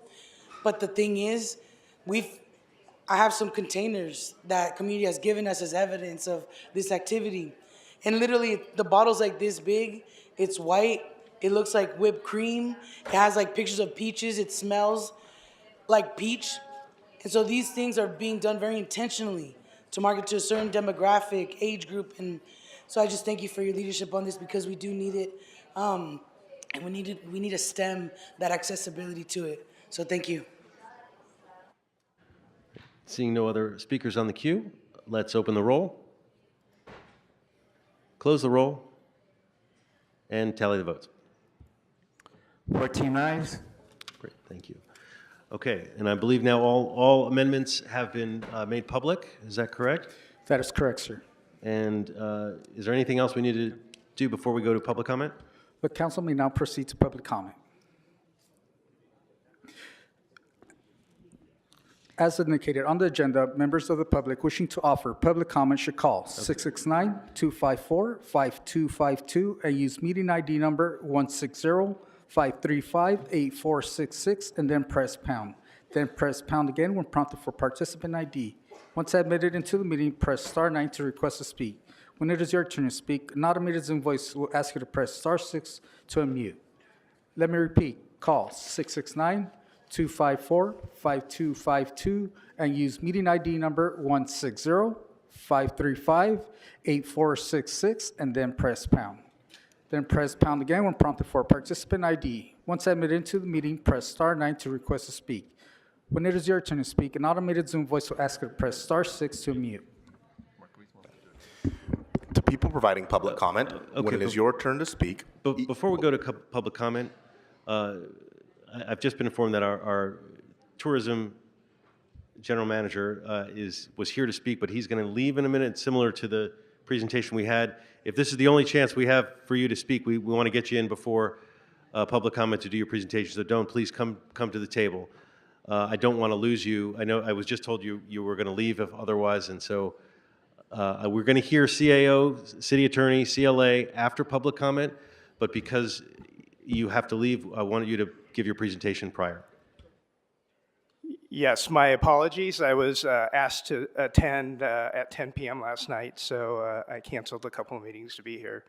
Unfortunately, I'm not going to be able to stay much longer.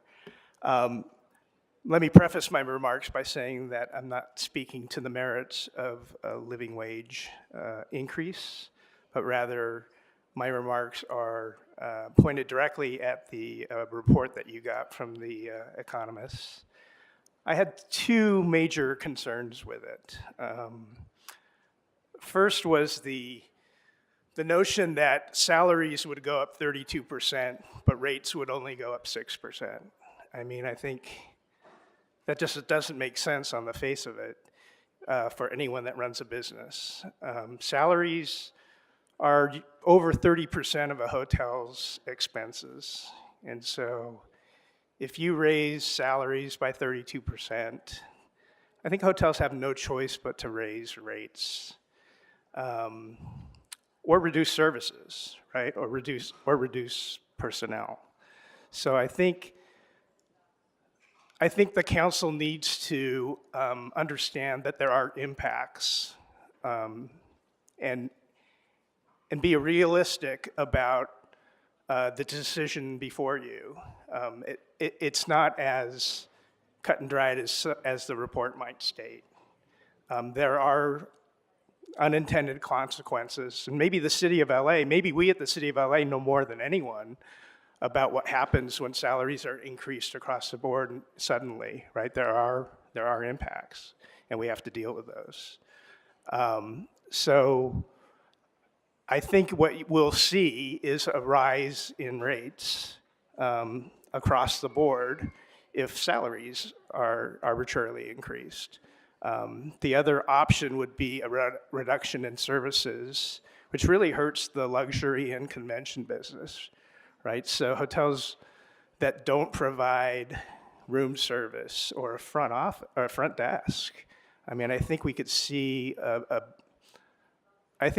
hotels starting to reduce services, and that does affect the convention business a lot. The other comment in the report that I found troubling was that demand wouldn't be affected much because there were limited options for substitution. When I was a young father with 4 kids, one of my options was not going on vacation, right? So I think that's an option before a lot of people. When rates go up and costs to travel and costs to go to Los Angeles go up, I think that's an option. It's not a, it's a viable substitute option for many families that want to consider Los Angeles for vacation. Not going. Another option before a young family might be going camping, right? Or staying with family members, or going to a different city. So those are all viable options, not really considered by this economic report. I think those two comments are what I'll leave it at. That troubled me the most with the economic study. I just think we need to be realistic. There are going to be impacts. It will affect visitation. It will affect the TOT that comes to the city. And that's a decision for the policymakers. That might be a viable option. That might be acceptable, and we just need to be realistic about what the consequences could be. Happy to answer any questions. And I do appreciate the opportunity to speak. Great, thank you. Mr. Lee, followed by Mr. Krikorian. Thanks for being here, Mr. Liu. So I understand that there's some of these questions you're unable to answer, so just let me know so the motion, the Bear report indicated that LA tourism is strong. Would you say that's the case right now? I'm sorry, that what? That LA tourism is strong right now. Is your opinion on whether LA tourism is strong? That LA tourism is Yeah, strong? the tourism to our city is strong. Well, so I'm with the City Tourism Department, and we do have a contract with the organization known as LA Tourism and Convention Board. I don't know that they were consulted. Okay. another question. Do you think we're at pre-pandemic levels to where we are? Oh, no, absolutely not. We are below 2019 levels on visitation, on ADR, the average daily rate. But even more troubling, Councilman, is that we're actually below last year's levels. This year, we're below last year's levels. Yeah, so the recovery is not as robust as we had hoped. And it's still early in the fiscal year, but the early indications are that we are currently below last year's number on both visitation, on occupancy, and on average daily rate. So I think it's safe to say then the number of flights hasn't recovered to our city as well. No, we have not recovered, and most troubling to our hoteliers is the fact that international travel is less than half of what it was in 2019. International travelers are the highest yielding visitors that we can attract to the city, and because of world politics and other economic issues, we have not. We were at 8 million international visitors in 2019, and we're not quite at half of that yet. Can you remind the council of the room rate policy that's been agreed to relative to the 2028 Olympics and how this possibly could change that? Well, I do know that as part of our original bid for the 2024 Olympics, we were required to have signed room block agreements for 40,000 hotel rooms. I'm not familiar with if that changed for the 2028 games. I imagine it was even increased a little bit more.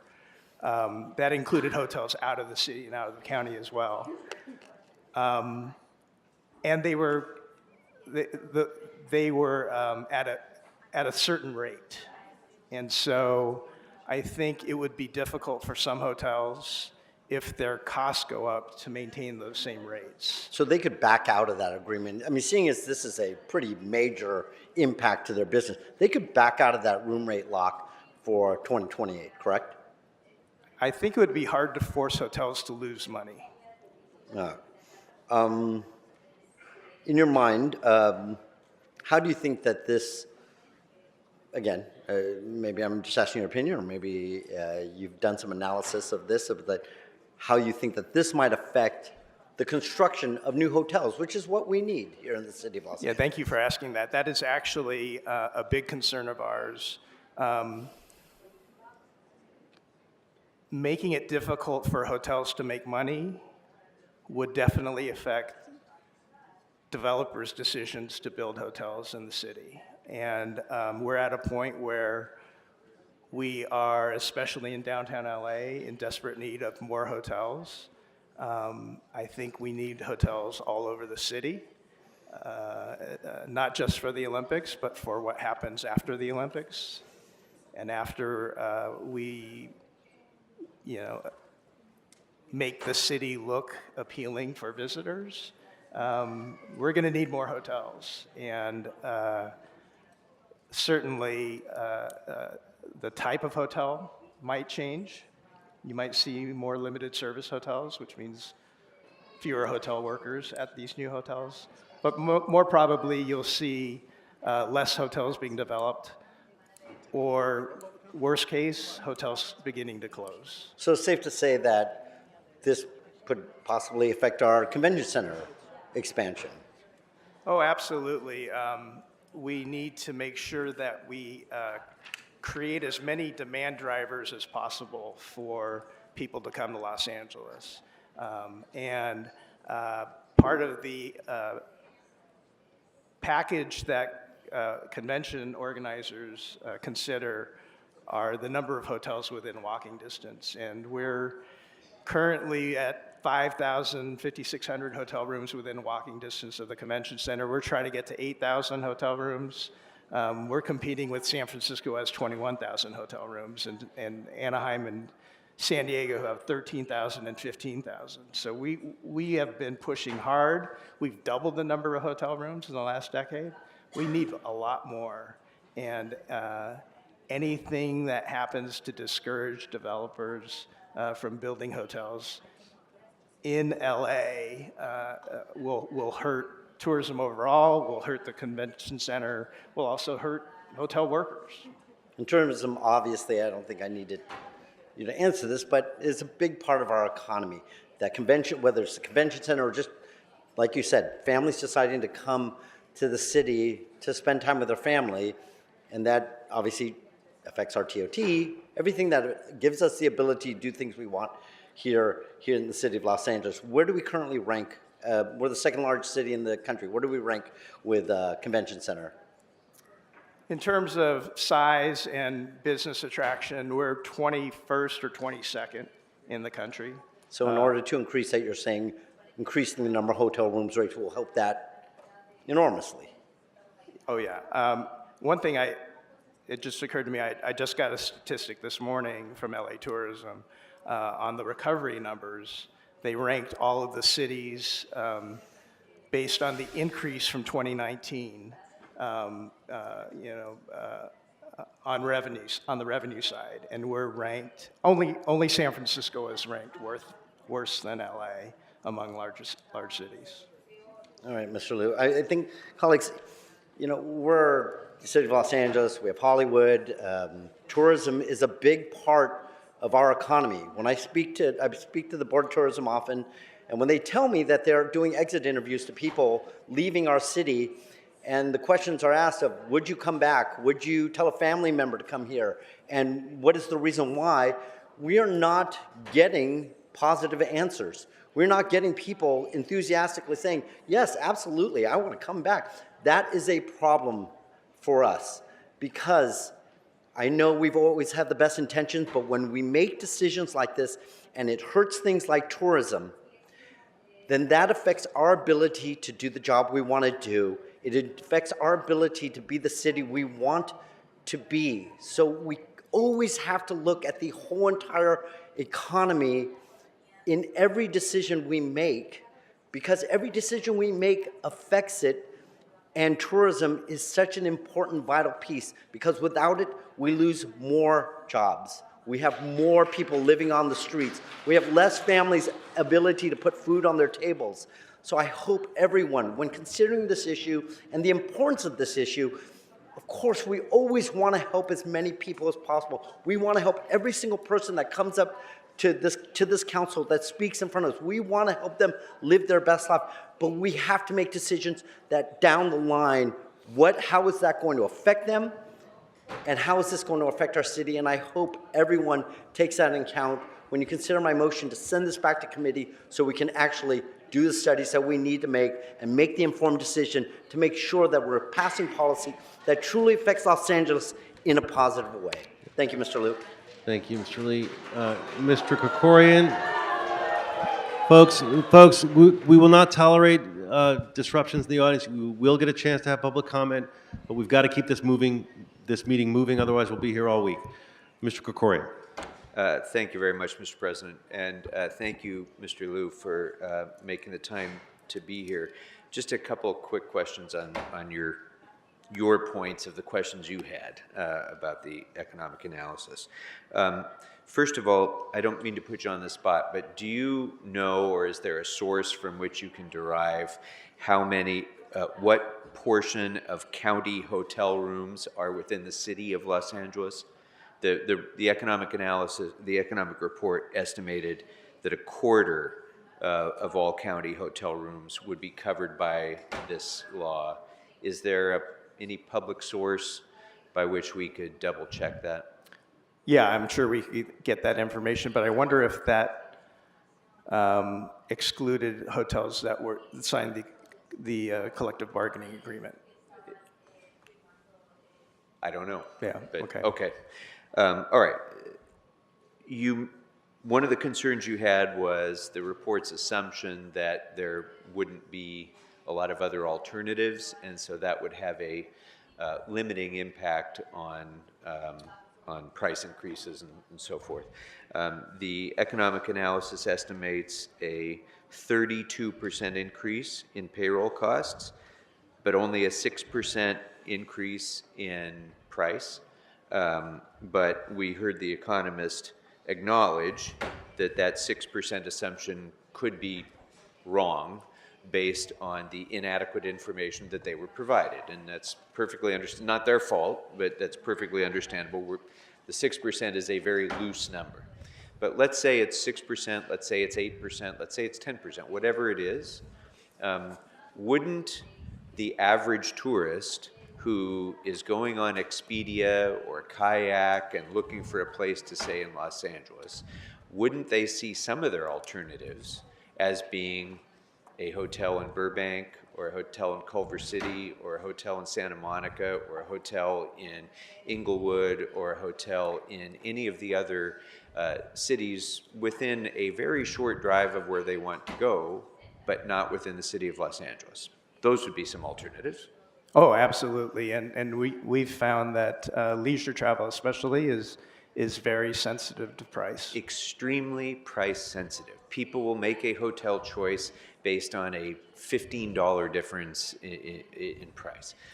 Wouldn't another alternative to that traveler be short-term rentals within the city of Los Angeles or outside the city of Los Angeles? Oh, yes. We're seeing that today.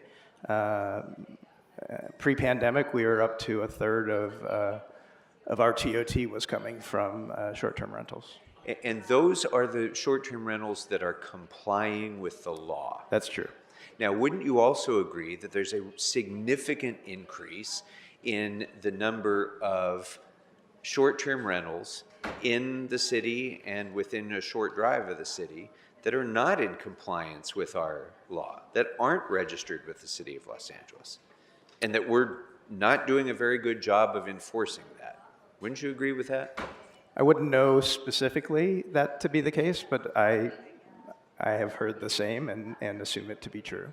And so for all of those short-term rentals throughout the city of Los Angeles that claim on the website that they're in Vernon or someplace else, but they have a nice view of the Staples Center, those places, all those illegal short-term rentals, as they continue to flourish, as people continue to provide more room capacity through, let's just say it, illegal short-term rentals, that puts a downward pressure, doesn't it, on the hotel industry's ability to hire and retain employees?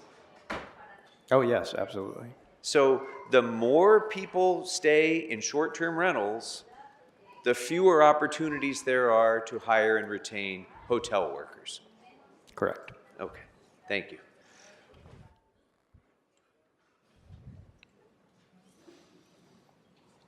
Councilwoman Rodriguez. Thank you. I want to thank you both for kicking us off. I think some of our colleagues weren't here, but Mr. Liu, if you would just, again, have we recovered our local tourism to pre-pandemic levels? We have not. And where do we stand as a competing region in that recovery? Are we recovering faster than any other region? Are we further behind?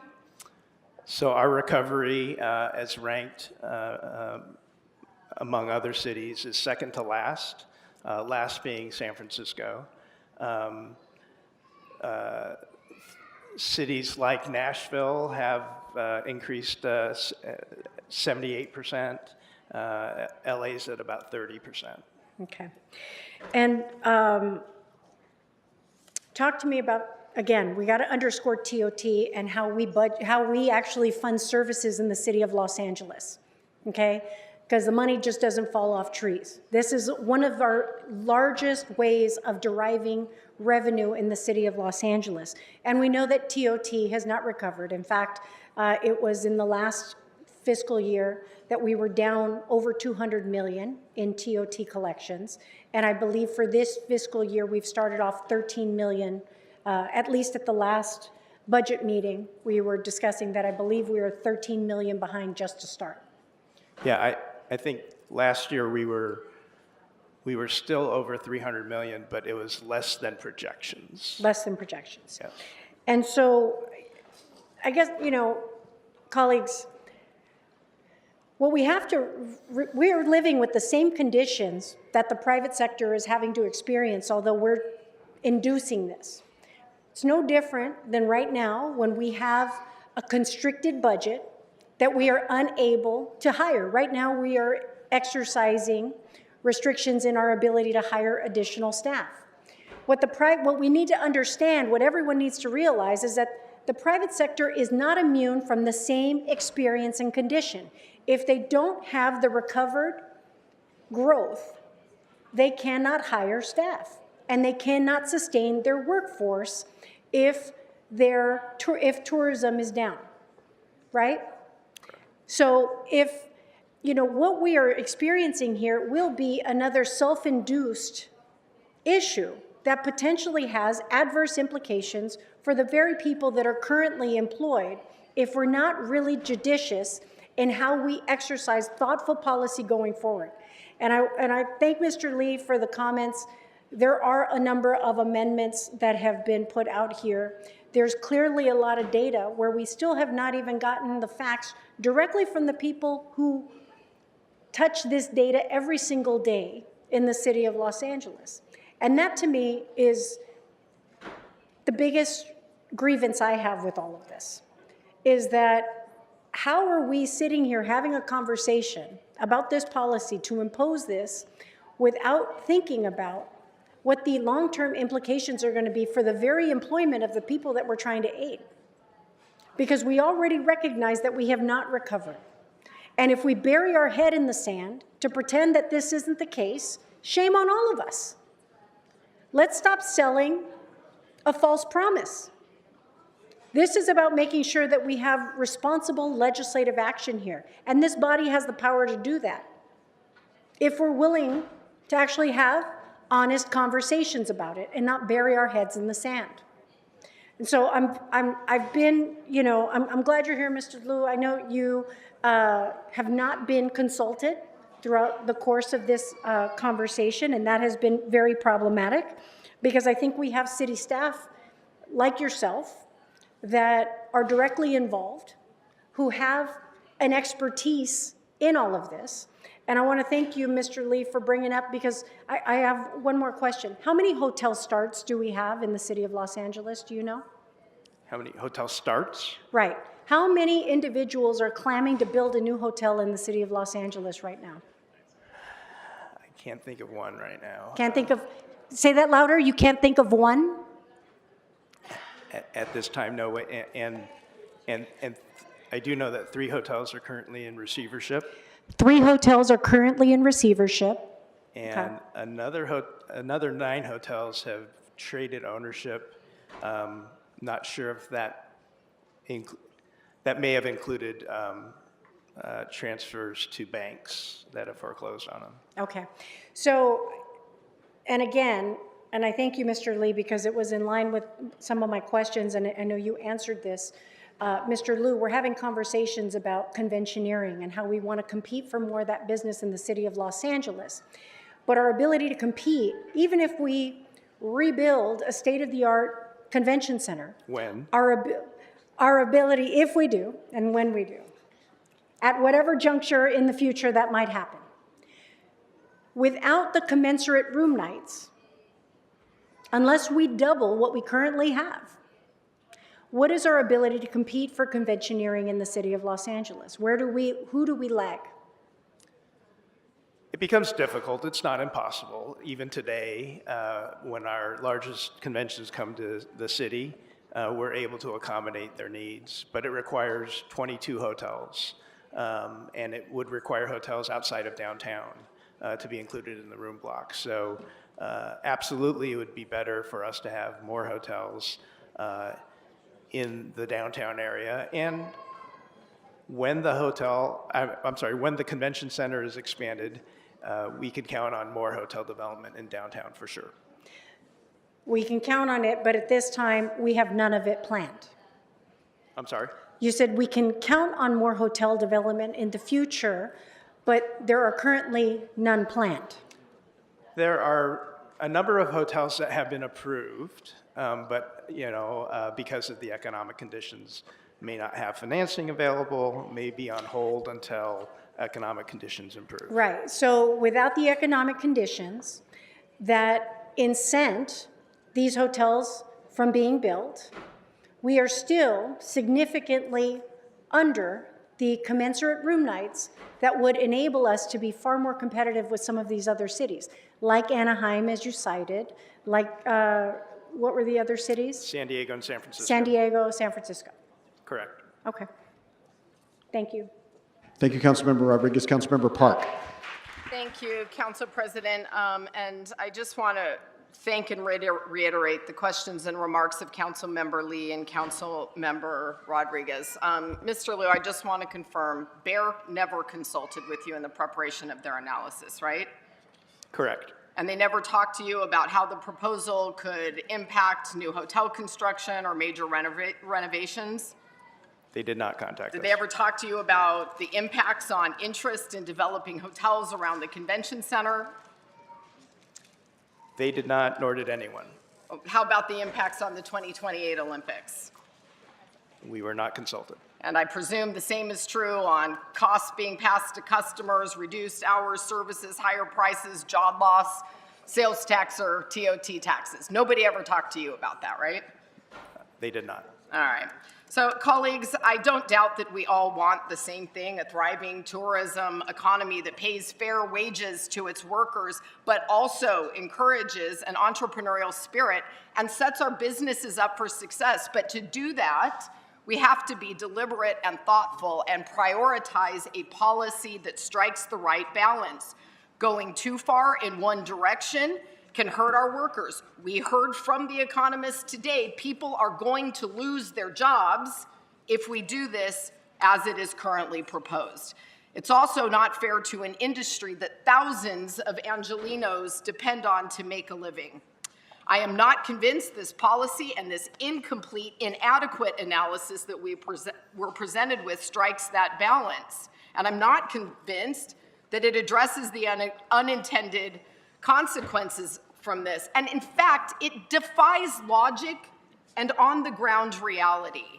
It's just incredulous to me that the report is arguing that our tourism industry has in fact recovered from the pandemic when our own internal city experts are telling us the exact opposite. We know at LAX we are experiencing the slowest recovery of any major airport in the US. Passenger levels still desperately below the 2019 levels, and so low, in fact, that LAX is pausing construction work rather than expanding terminal capacity just as we begin preparing for the 2028 Olympics. This is hardly a rebound, especially for our concessionaires, especially for our disadvantaged businesses who depend on travelers to meet their margins. These businesses that we have spent millions of dollars investing in to get them embedded into LAX are holding on by a thread, and the economists never even bothered to understand the circumstances or give us a proper analysis on what that means for them or for our city. I've had the opportunity to talk to people on all sides of this issue, many of whom are in my district, small hotels who cannot afford a 69% increase in 60 days. Our businesses at LAX that are going to have to close the doors or cut their workers. We can pass a common sense policy that supports our workers, but also impacts our city's bottom line. We need to understand what the impacts on TOT and sales tax and all of the other goals that we're trying to advance as a city are. What we have in front of us today doesn't get us there. I appreciate the work, especially of our city partners, in trying to bring some truth and some clarity to this. And again, I ask for support on Councilmember Lee's proposal as well. Thanks. Councilmember Rahman. I'm sorry, before the council member begins. So the gentleman wearing, I believe it's a jean jacket with a white lining and the red shirt about maybe 2 rows back. This is your first and only warning. Please do not disrupt this meeting. Again, there will be an opportunity for public comment, but we have to be able to hear from the members. Sorry, go ahead. Thank you. And thank you to all my colleagues for their questions. And thank you, Mr. Liu, for being here today. I just wondered whether you could speak a little bit more to the drops in TOT that we're seeing. What in your analysis has been the cause of that? Has that drop in or the kind of the sustained lack of rebounding in the Los Angeles area been shared by other cities regionally, or is that just for the city of Los Angeles alone? So it may be a better question for the CAO to give you the details on the TOT. But I should be clear, it wasn't a drop in the TOT. It was a lower than expected. It was a reduction in the budgeted amounts in both the last 2 years, and we're under in the current year. And I think a lot of it was that, a drop. Sorry, it was below expected amounts in the city budget. correct. But it wasn't a drop or a lack of growth in TOT. Not in TOT, but the numbers, the visitation number is lower than 2019 and last year. The occupancy number is lower in the hotels Okay. than 2019 and last year, and the average daily rate is below 2019 and last year. When you say average daily rate, you mean the average That's the rates that hotels are charge. charging, and it's lower last year, and they're still seeing fewer visitors? Correct. And can you talk a little bit about the exact numbers there, just so we can have a scale? I'm sorry, I don't have those. You don't have those? Okay, I think that would be useful for us to see in terms of what are the patterns of TOT over time, and I think a lower than expected revenue is different from a lack of growth in TOT. Those are two different concepts, and I've heard both be mentioned today. And I just want to be clear that what we're seeing is less than expected, but it is still growing year on year. That's what I'm trying to understand. Correct. Okay, thank you. Councilmember Hernandez. Thank you, Council President.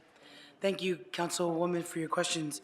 My question builds off of what Councilwoman Rahman asked. Is there any correlation between the drop in hotel visits with an increase in Airbnbs? Has that been studied? Because I can tell you that there has been an increase of Airbnbs in my district. Yeah, yes, I think, I don't have the data exactly. It'd be an interesting study to undertake, but I would assume that more Airbnb options may affect hotel occupancy, and I think the hotels would probably agree with that. Thank you.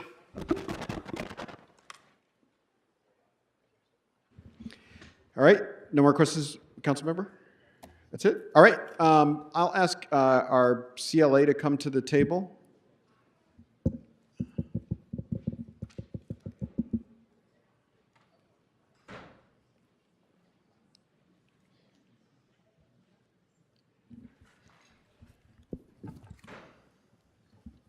So you've heard the discussion today that we've had, the sort of clumsy way that we had to deal with the makers of the report that the city paid for.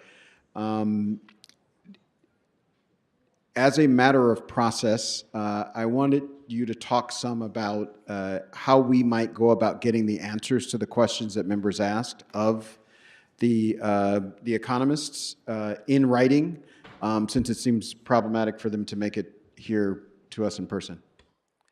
Yes, so let me start by saying that the original motion that was presented by the council, adopted by the council, had some very specific parameters in which to report back on. Some of the issues that were discussed today go a bit beyond what the original motion requested.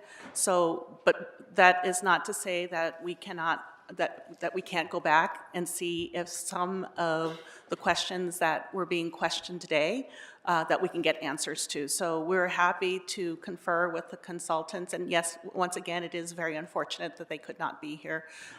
There's a lot of detail in their study that goes beyond what was written. So there's a lot of data and analysis that was included.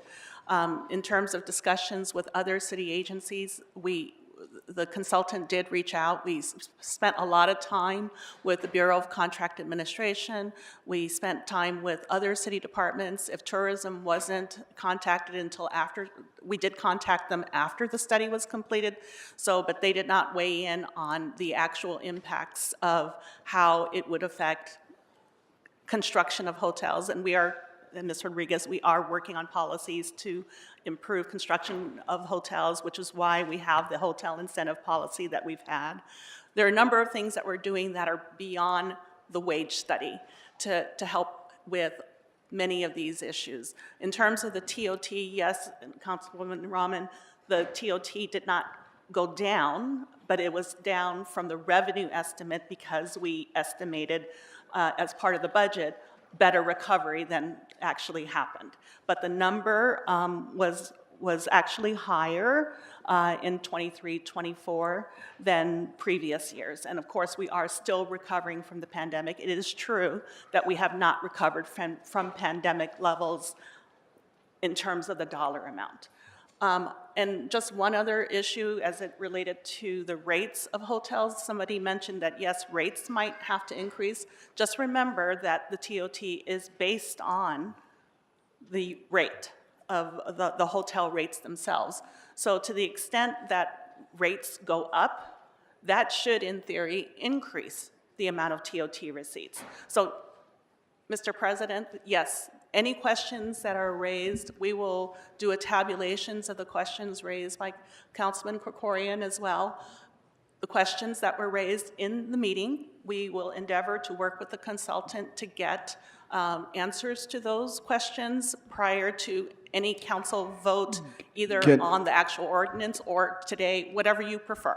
Can we have written answers from Bear by a week from today? We will have to, so the reason— Written answers to the questions that were asked, and if the answer is we weren't paid to look at that particular issue, then they can tell us that. But can we get a written report from Bear by next week, Wednesday, that'll be distributed to the council members? So I cannot answer that, sir, because we know that one of the consultants is out of the country and the other one's at a conference. Please, if we can confer with them, if you give us a moment to see if we can reach them right now, to see if they can do that. I don't want to give an answer that I can't commit. Okay. There are other members on the queue that I want to make sure I call on, but just members of the council, I'm going to move that we continue this item, bring it back to council, give ourselves time enough to get this information, at least from Bear, but also from city staff, tourism, the CLA, CAO, and all the rest. But I just want to put that out there and allow folks to discuss. Councilmember Rodriguez. Among the questions I have about the TOT, because the TOT, we can't assume that it's just from hotels. It could have also been born out of home sharing, correct? It could be home sharing, it could be some of the agreement, yes. And it could be homelessness, because we're paying a lot of for Inside Safe, when we are paying for these room nights, the city of Los Angeles is paying for its own TOT, correct? Whether the city is paying for its own TOT, I'm not sure how that would work. That would be a question to finance. It's how that would be assessed if we are paying for the hotel rooms or if we aren't, right?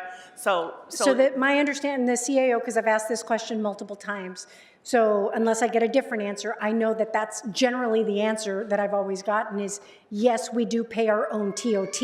So I say that because we're inflating that number on our own through the work of homelessness. And so I think it's really important for everyone to come in eyes wide open about that TOT, how it is derived and by what area, how much of it is through interim housing placements, how much of it is through home sharing, and how much of it is borne by hotels. So I just wanted to make that clarification because it's a really important distinction, because when we say, well, it missed projections and we're still up, how much of that did we inflate? And how much of it was borne by the fact that people are not using hotels, but in fact using home sharing? And I think those are facts that really matter. And when we're going to have an economic analysis, we should really clearly understand where the growth in that is. But overall, it's still down. And by every recognition from Mr. Liu that we are seeing an overall, we still have not seen that recovery.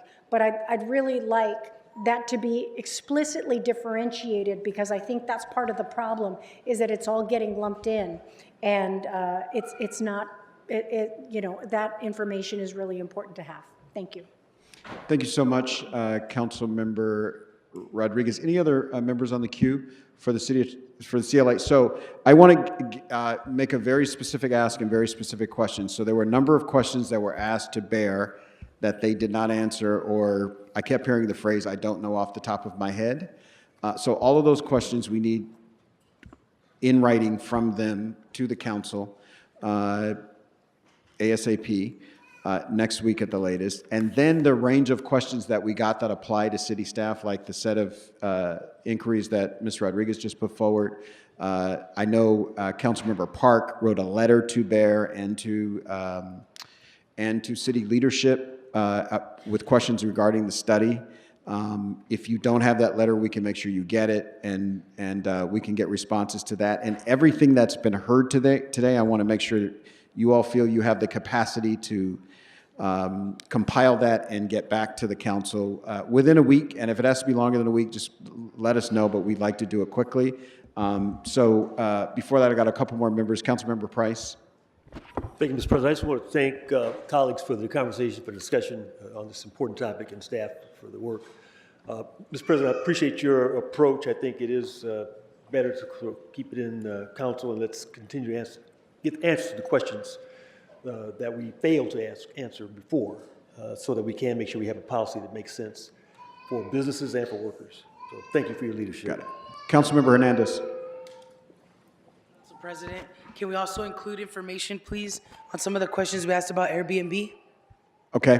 The range of questions on tourism writ large, but be sure not to forget home sharing. Thank you, Councilmember Hernandez. Councilmember Blumenfield.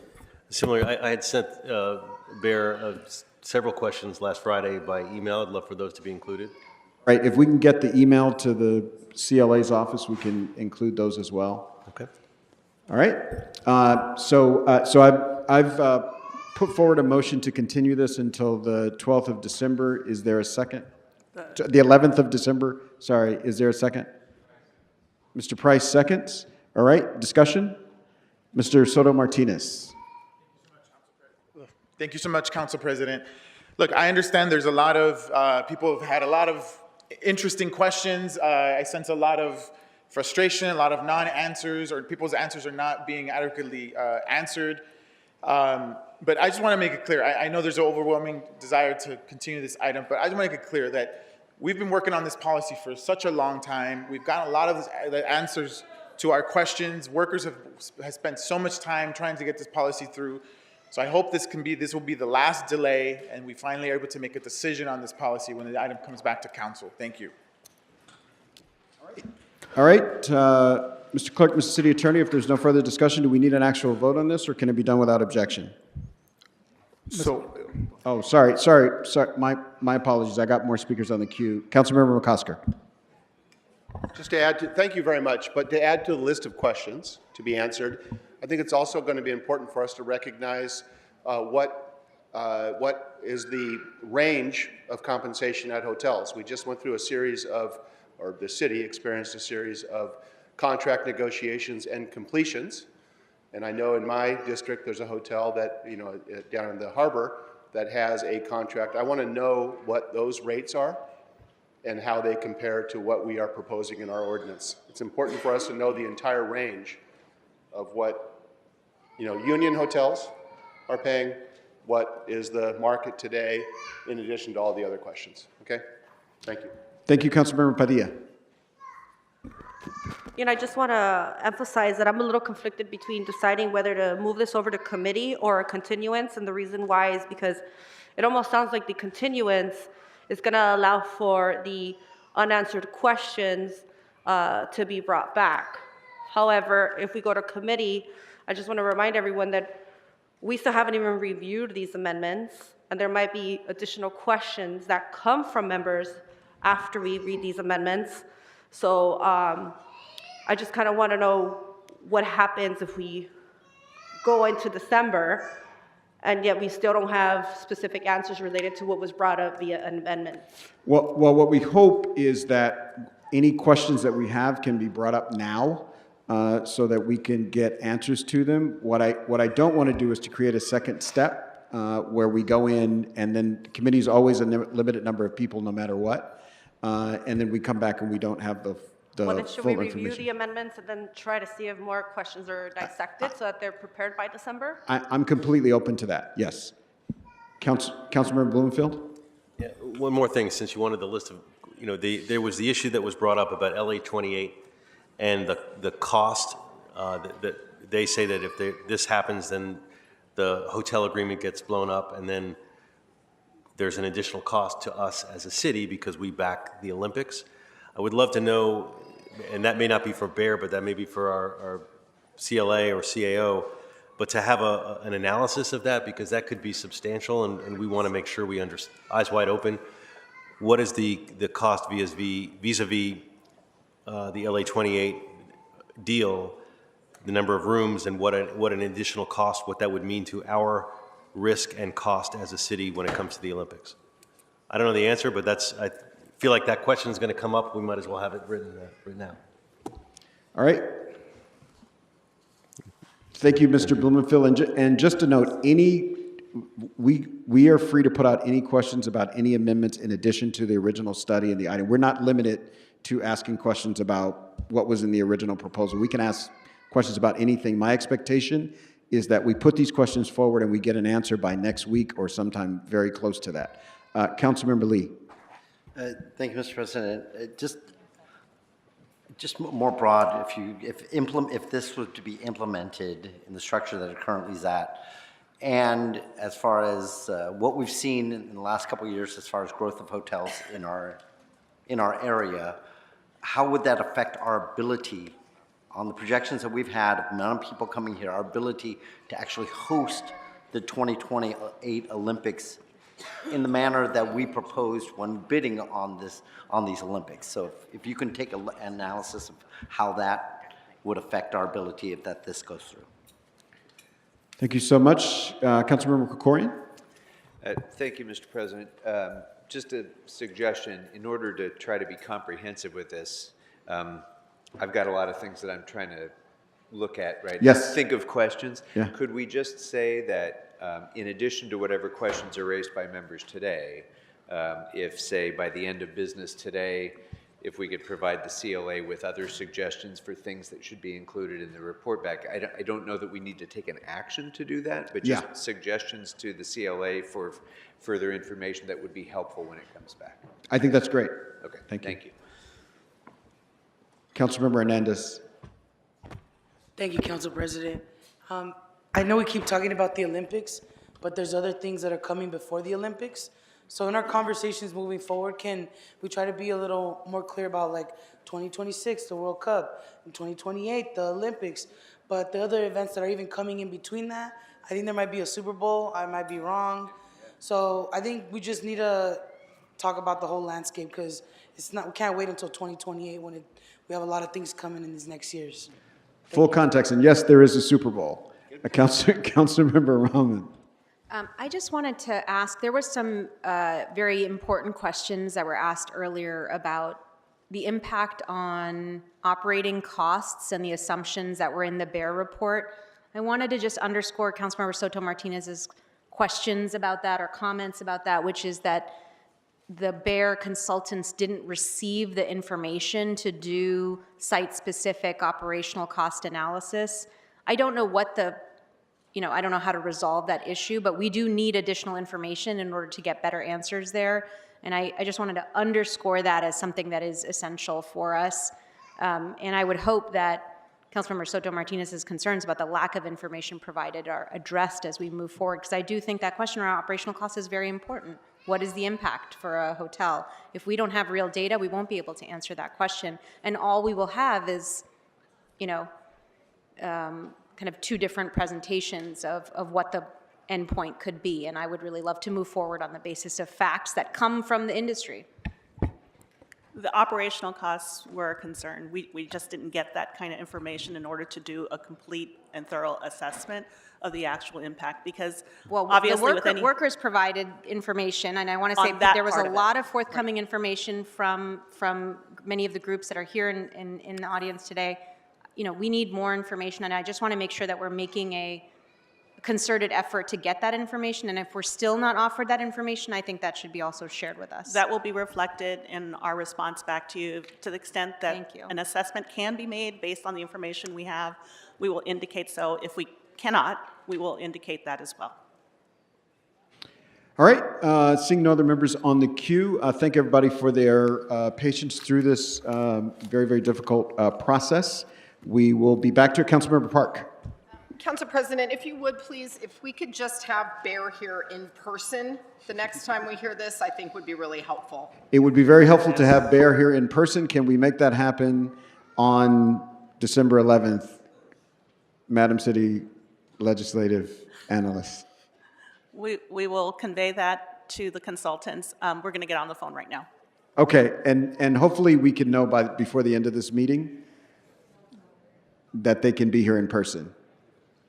That's ideal and really, really important to the second largest city in the country, if you can communicate it that way. Thank you. Thank you. All right.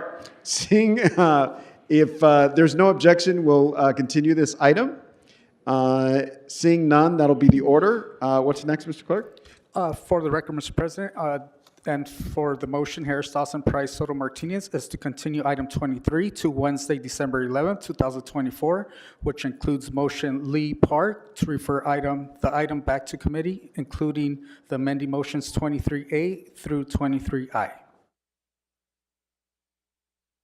All right. The council may now proceed to public comment. All right.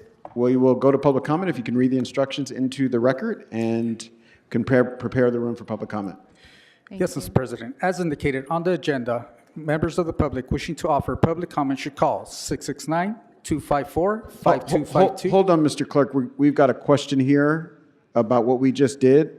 I moved without objection to continue this to the 11th of December.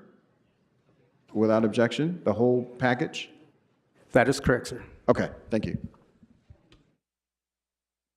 All right, you can proceed with instructions for public comment. Thank you.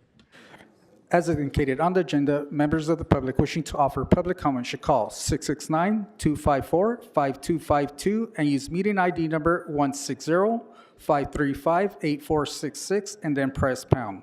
Then press pound again when prompted for a participant ID. Once admitted into the meeting, press star 9 to request to speak. When it is your turn to speak, an automated Zoom voice will ask you to press star 6 to unmute. Let me repeat, call 669-254-5252 and use meeting ID number 160-535-8466 and then press pound. Then press pound again when prompted for participant ID. Once admitted into the meeting, press star 9 to request to speak. When it is your turn to speak, an automated Zoom voice will ask you to press star 6 to unmute. To people providing public comment, when it is your turn to speak, either at the podiums or on the phone, please state which of the agenda items you would like to speak to. You will have 1 minute per item, up to 3 minutes total for the items open for public comment. We will tell you when your time is up. When speaking on the agenda items, you must be on topic. Our goal is to get through as many speakers as we can. If you are not on topic, or if we cannot tell whether you are on topic, you will get one brief warning from me or the council president. At that point, if you do not, at that point, you need to get immediately and clearly on topic. If you do not do so, or if you again stray off topic, you will forfeit the rest of your speaking time and we will move on to the next speaker. The items open for public comment on the agenda today are items 25 through 29 and items 31 through 36. So again, the items that are open for public comment on the agenda today are items number 25 through 29 and items 31 through 36. To be clear, item number 30 was continued to a future date, and also I understand a lot of people are here for item number 23 that has also been continued to December 11th. So again, item number 23 has been continued. Members of the public may also speak for up to 1 minute for general public comment. During general public comment, Members of the public may speak to any of the items or anything else in the city's subject matter jurisdiction. For members of the public calling in, when it is your turn to speak, an automated message from Zoom will prompt you to press *6 to unmute yourself. If you do not do so, council staff will prompt you once more. At that point, you need to immediately unmute yourself, or unfortunately, you will forfeit your speaking time and we will move on to the next speaker. Additionally, because of a brief time delay between the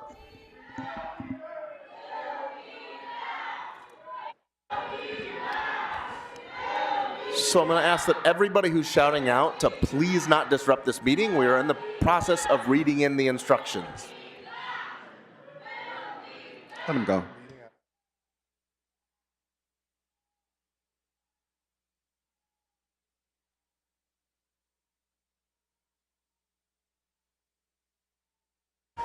So everybody who's leaving, I'm just going to ask if you could please do so quietly.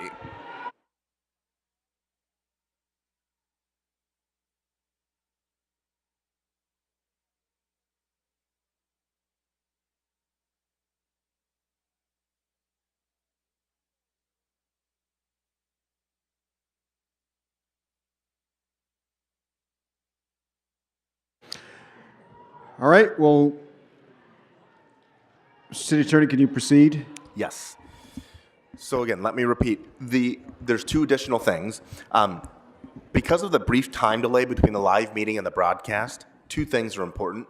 First, while waiting for your turn to speak on the phone, so this is for our remote public speakers, please keep an ear to the phone so you know in real time when it is your turn to press *6 to unmute.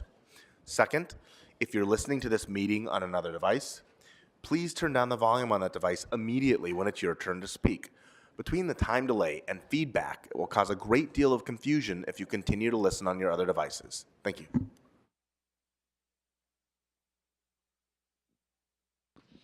I will begin by calling a few names. Anita Cork, David Miscavige, Jason Jenkins, Mike Hunt, Ron Harbor, and Jamie Cusick.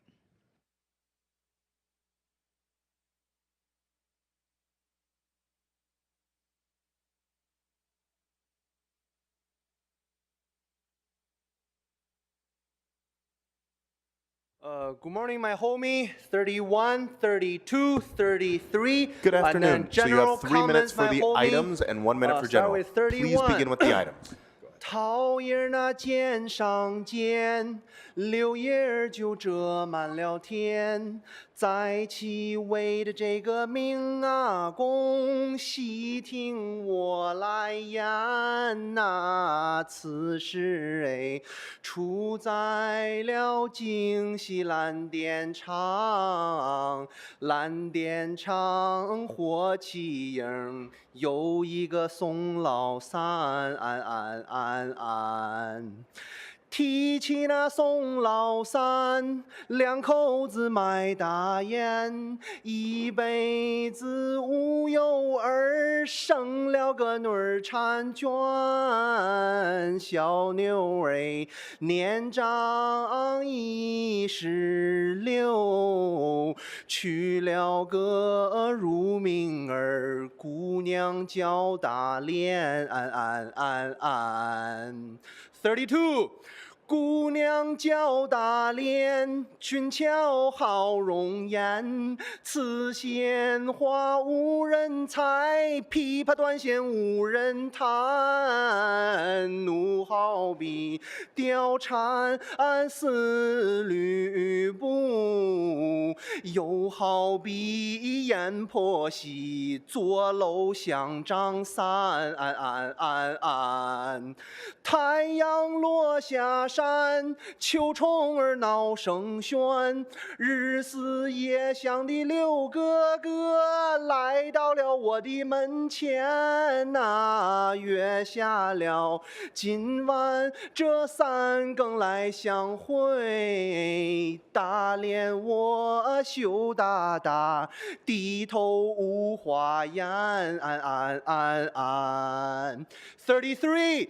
大连无话说，北壁就跳了河，惊动了六哥哥来探清水河呀，情人呐，你死都是为了我，大连妹妹慢点儿走，等等六哥哥。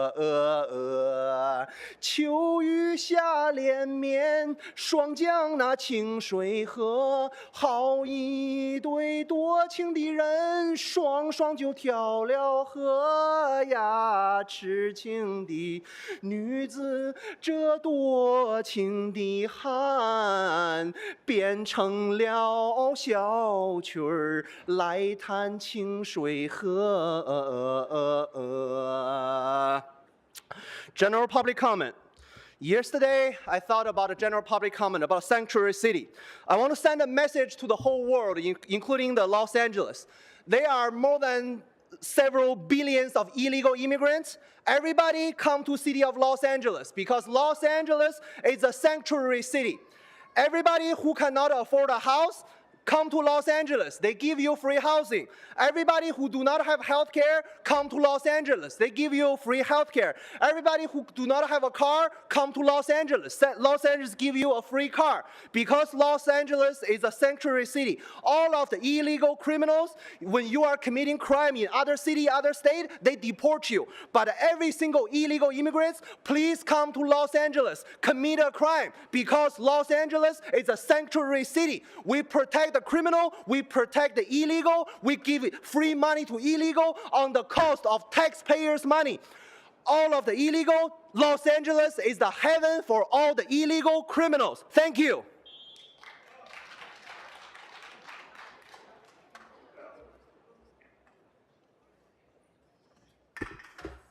Nick Cruz for general public comment. Okay. Good afternoon. You have 1 minute.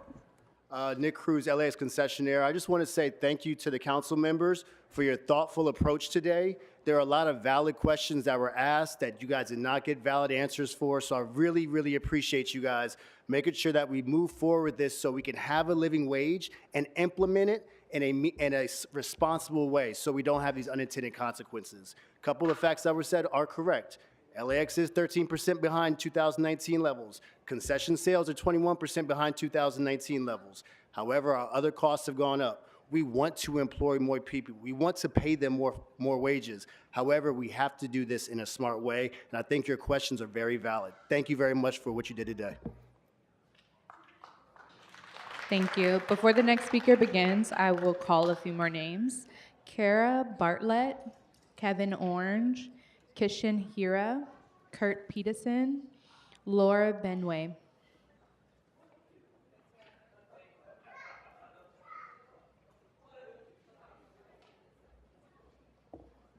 Good afternoon. If you could please remind us of the name you signed up under and the items you'd like to speak to. Yes, my name is Michael E. Washington. Item number 23 I want to speak on. So you have 1 minute for general public comment. The item itself is General going to continue. public, correct. I'm the Western Regional Director for the Airport Minority Advisory Council, also a small business owner at LAX. In addition, I'm a board member of the Los Angeles Convention and Tourism Board. Thank you for considering to slow down this process and reconsider the impact of a 32% wage increase, particularly for small businesses, DBEs, ACDBEs, LAX, and especially those numbers do not reflect an increase from 2019 pre-pandemic. As we continue to partner with our union friends, this is a concern and will impact the future of many businesses, tourism, and possibly a loss of employment to survive. We also want to continue to have thriving and surviving concessions and small businesses at LAX and throughout LA. We ask for fairness, consideration for small businesses, which will be impactful to your decision. And again, thank you for your support. We appreciate it. Thank you. Next speaker.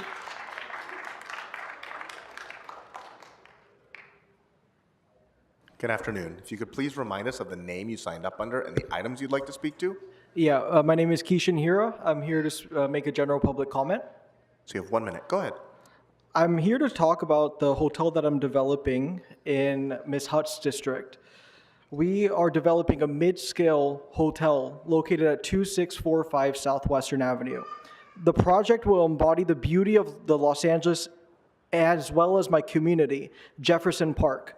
Through a stunning, streamlined, modern design, the hotel will feature a spacious lobby, a modern breakfast area, and inviting space for families to gather and share important moments. With the 77 rooms, an exercise studio, a large pool, and an outdoor fire pit.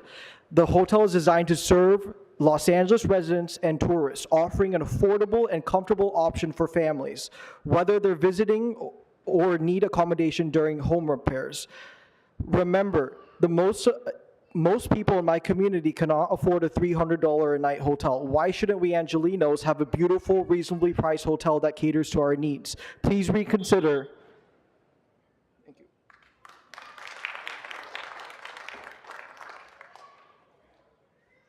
Good afternoon. If you could please remind us of the name you signed up under and the items you'd like to speak to. Good afternoon. My name is Kara Bartelt, and I am a general manager of a hotel in downtown Los Angeles, the Hoxton. I'm here to express my appreciation for the comments and the discussion that we've had today, and for your willingness to look at and evaluate how frankly the study that was put forward is inadequate, and we need to look at full factors. I have been a contributing member of the community. We are well-paid workers, are they? And we want to thrive. But it is not so simple that we can just raise the rate for our hotel. We follow demand. And if demand is not there, our rates go down. And this is what has happened in the last 2 years for our hotel. So I appreciate you all. Thank you very much for your listening, and I look forward to further discussions. We were graciously give information to the bearer, to anyone else, and when asked. Thank you very much.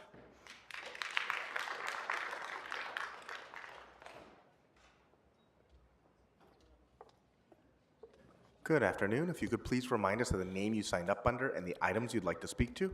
Good afternoon. My name is Diana de la Torre. I am Director of People and Culture at Mama Shelter Hotel in Hollywood. I come representing, and I want to thank all of you today for asking the right questions. We want to invite Bear to reach us out to get the data that we see that it's missing to fully evaluate the situation that we are debating today. We want to invite you to keep asking the questions. We value our workers. We want to make sure that we are able to keep providing the jobs that they currently have without having to face the consequences. We want to make sure that we evaluate the full picture and what the situation that we'll be facing in the next couple of years will trickle down to. So yes, thank you so much for today. We really appreciate taking the time and extending this. Thank you. Thank you. I will call a few more names. Dr. Truth Bay, James Hi, good Thomas. afternoon. My name is Dane Nielsen. Hold on just a second. We're reading a few more names. Go ahead. I'm sorry about Thank you. Thank you. Den Dover, Janet Wieland, Tiffany Hinyard, and Christopher Dorner. Thank you. Good afternoon. If you could please remind us of the name you signed up under and the items you'd like to speak to. Yes, good afternoon. My name is Dane Nielsen, Regional Vice President for Laz Parking. We're here to talk about the living wage ordinance. So you have 1 minute for general public comment. Go ahead. Thank you very much. Again, I just want to thank you for your thoughtful consideration today. As a third-party vendor that operates many hotels within the city of Los Angeles, and a major operator here in parking, we have 500 locations, 3,000 employees within the city, 1,500 of which work in the hotel industry throughout Los Angeles. There is a significant impact. We have plenty of data that we'd love to share. We welcome the committee and Bear to reach out to us. We could share all the analysis that we've done on the issue. I think for us, our concern is really the employees, and we want everybody to know that we thoughtfully take into consideration all of our employees and make sure that they're paid fair wages, many of whom get paid above the minimum wage already. There's significant impact on parking vendors and third-party vendors, and I want that to be known. We'd love the opportunity to further discussion. We appreciate your time. Thank you. Next speaker. Good afternoon. If you could please remind us of the name you signed up under and the items you'd like to speak to. Yes, Reverend Dr. James Thomas, general comments. What I want to say is I want to alert you to a situation that happened earlier. Apparently, Councilman Lee's staff was meeting with my Indian brothers and sisters in the back. But what is unfortunate is that two of them was actually assaulting people on their way in. And what I want you to understand is that it is not okay that a city council would honor that kind of behavior. We have been kicked out of here for far less. It is not okay. And so what I want to know is, I have the picture of the gentleman, and what I want to know is how do I sign a formal complaint against what happened here today? The first, and then the second thing, and I only got 12 seconds. Why are we acting as if the Olympics is not coming and that it's not going to mitigate all of the downfall that you expect? The third thing is... So, Speaker, your time has expired. Excuse me? My time really I should not have had to speak on what happened outside, to be honest. So we have to give everybody the same amount of time. If you'd like to wait over there, we can see if somebody else can speak with you, but we do have to move on to the next speaker for public comment. Thank you.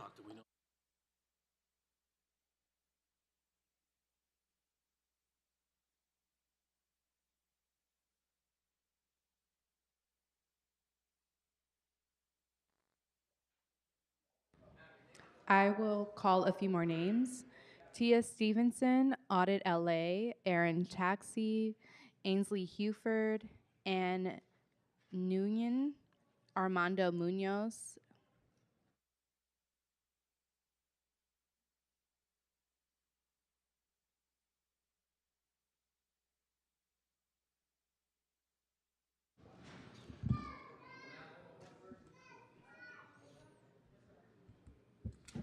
Please start the time. Good afternoon. Items. Greetings, Dr. Truthbay, Policy Analyst for the African Union. So you have 3 minutes for the items, and I assume 1 minute for general, yes?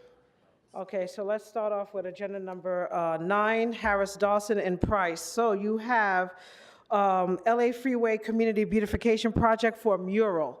115th and Vermont should have been a 100-unit. Item number 9 is not open for public comment too. You can speak to it Okay, during can general we if you'd start like. over and tell me what's available so you don't stop Can my you time? Pause her time for a minute. So the items that are open for public comment that were announced at the beginning of public comment are items 25 through 29 and items 31 through 36. So again, let me repeat, because I know we have speakers on the phones as well.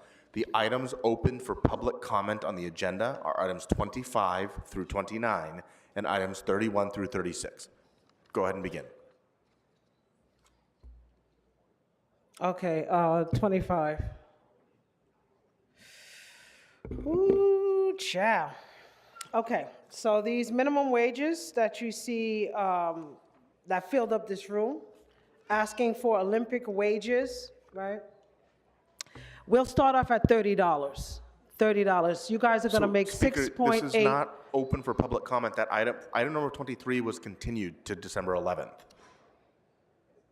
Item 25, which I think you mentioned, is a star on the Hollywood Walk of Fame.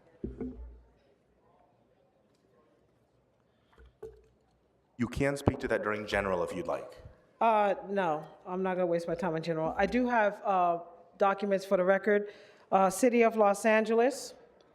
So more than 827 million has been awarded for the 5th round of California grants.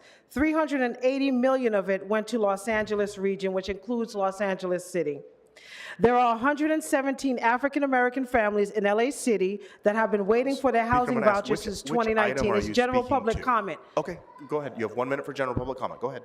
So they went through the LASA rigorous shelter programs, LA Family Housing, HOPIX, PATH, First to Serve shelters. They are still sleeping in deplorable conditions while Gavin Newsom came to downtown LA and gave the Downtown Women's Center and Karen Bass a majority of that millions of dollars. So we have families that have houses, addresses they like to move to. This is permanent housing. So we need the $2 million specifically earmarked for LA City to go towards these 117 African-American families who should have gotten housing since 2019. That's all I'm asking. So the homeless committee that's coming up at 2, I don't know where Ms. Rahman is, but she needs to hear this. I have for the record, if you can, anybody that's available to please hand this can the to sergeants please go Hut, and- MacArthur, Hernandez, Ms. Rodriguez, Padilla, and whoever is actually listening. Let's do right by LA City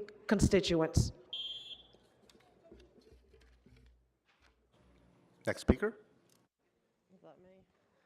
Hi, Audit LA here.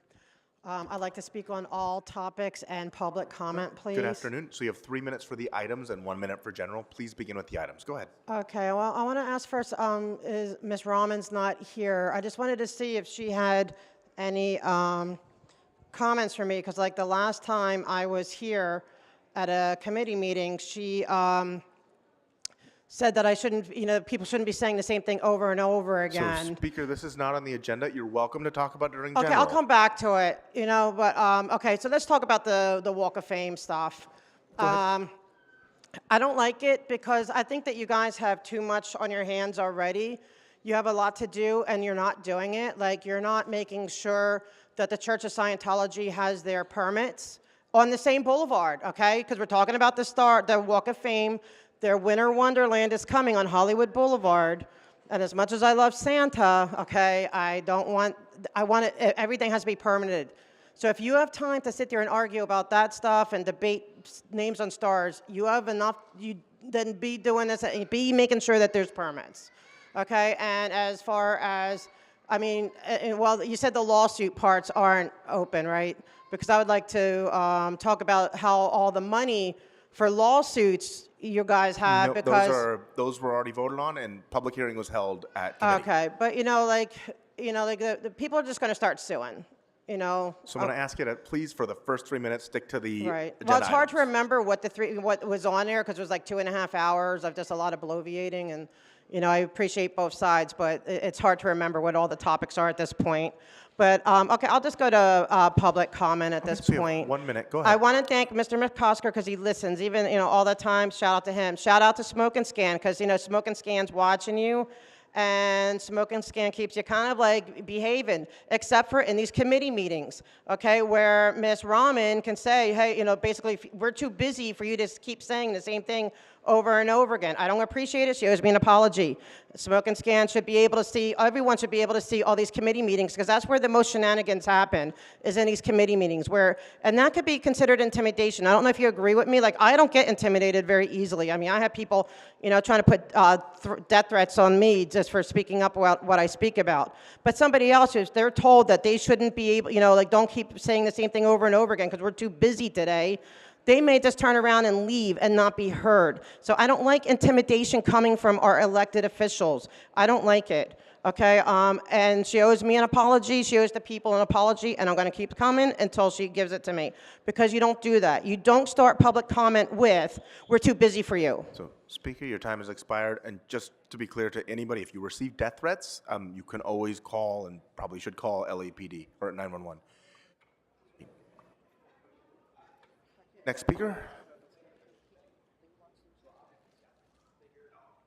All right, if there are no other speakers who have been called, that'll conclude our in-person public comment, and we'll go to phones. Call-in user 2, please unmute yourself.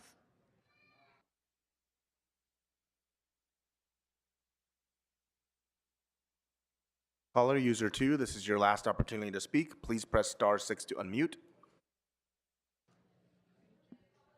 Okay, so we still can't hear you, so we're gonna have to move on to the next caller. Next caller?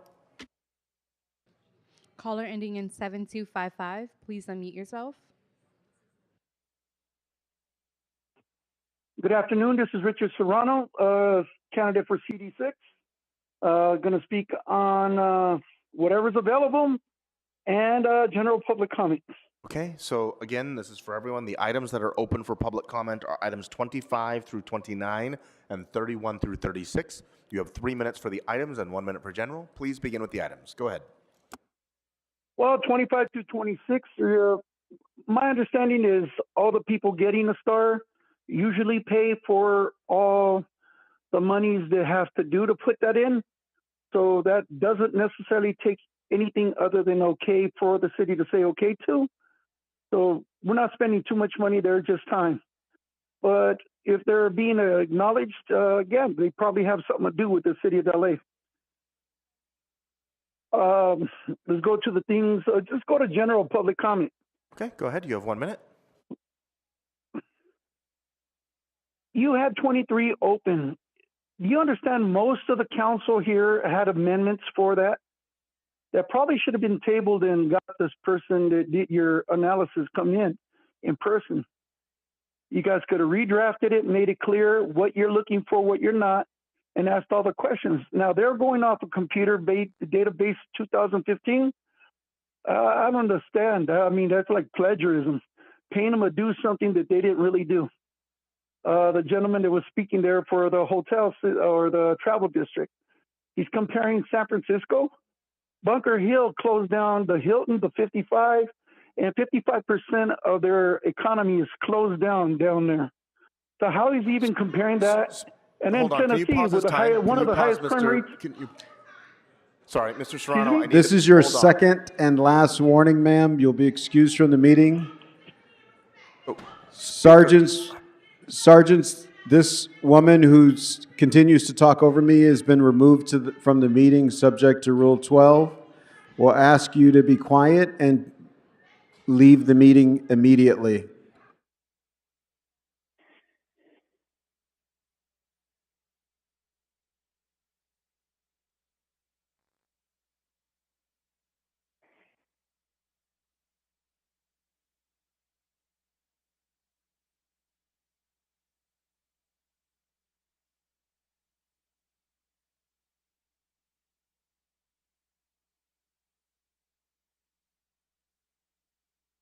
Smoking scan, I'm still here. Continue Hold to on. disrupt this meeting even though you've been asked to leave more than once.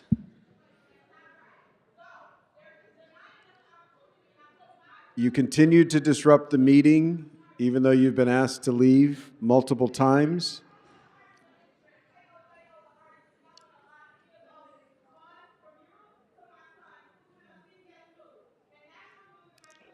Please exit the meeting.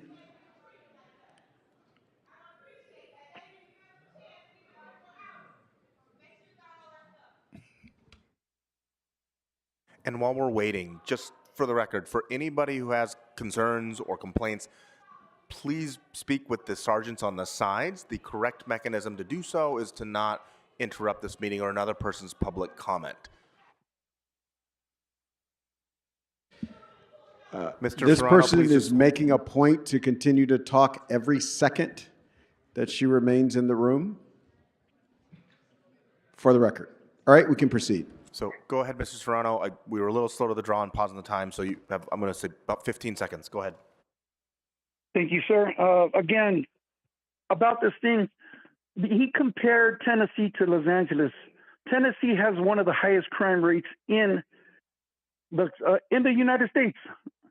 So his comparisons, again, I'm not sure where they're Okay, so getting the Mr. comparisons Serrano, your to. time has expired. San Diego would be okay? Next caller. Caller ending in 9519, unmute yourself. Yes, my name is Jason, and I'm a smoking scan viewer. Good afternoon. You have 3 minutes for the items and 1 minute for general public comment. Please begin with the items.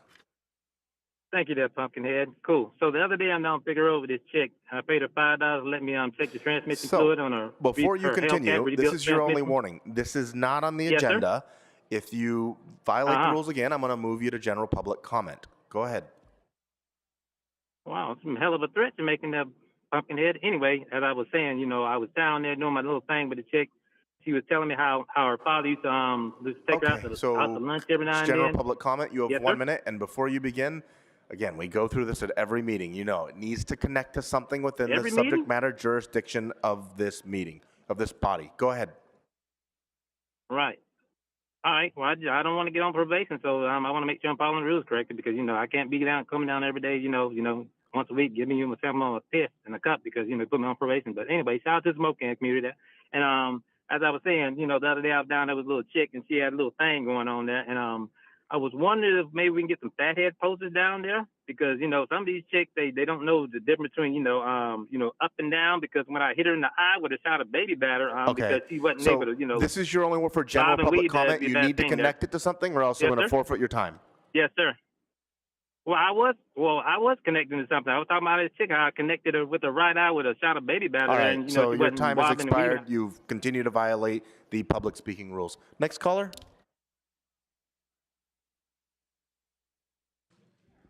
Caller ending in 8557, please unmute yourself.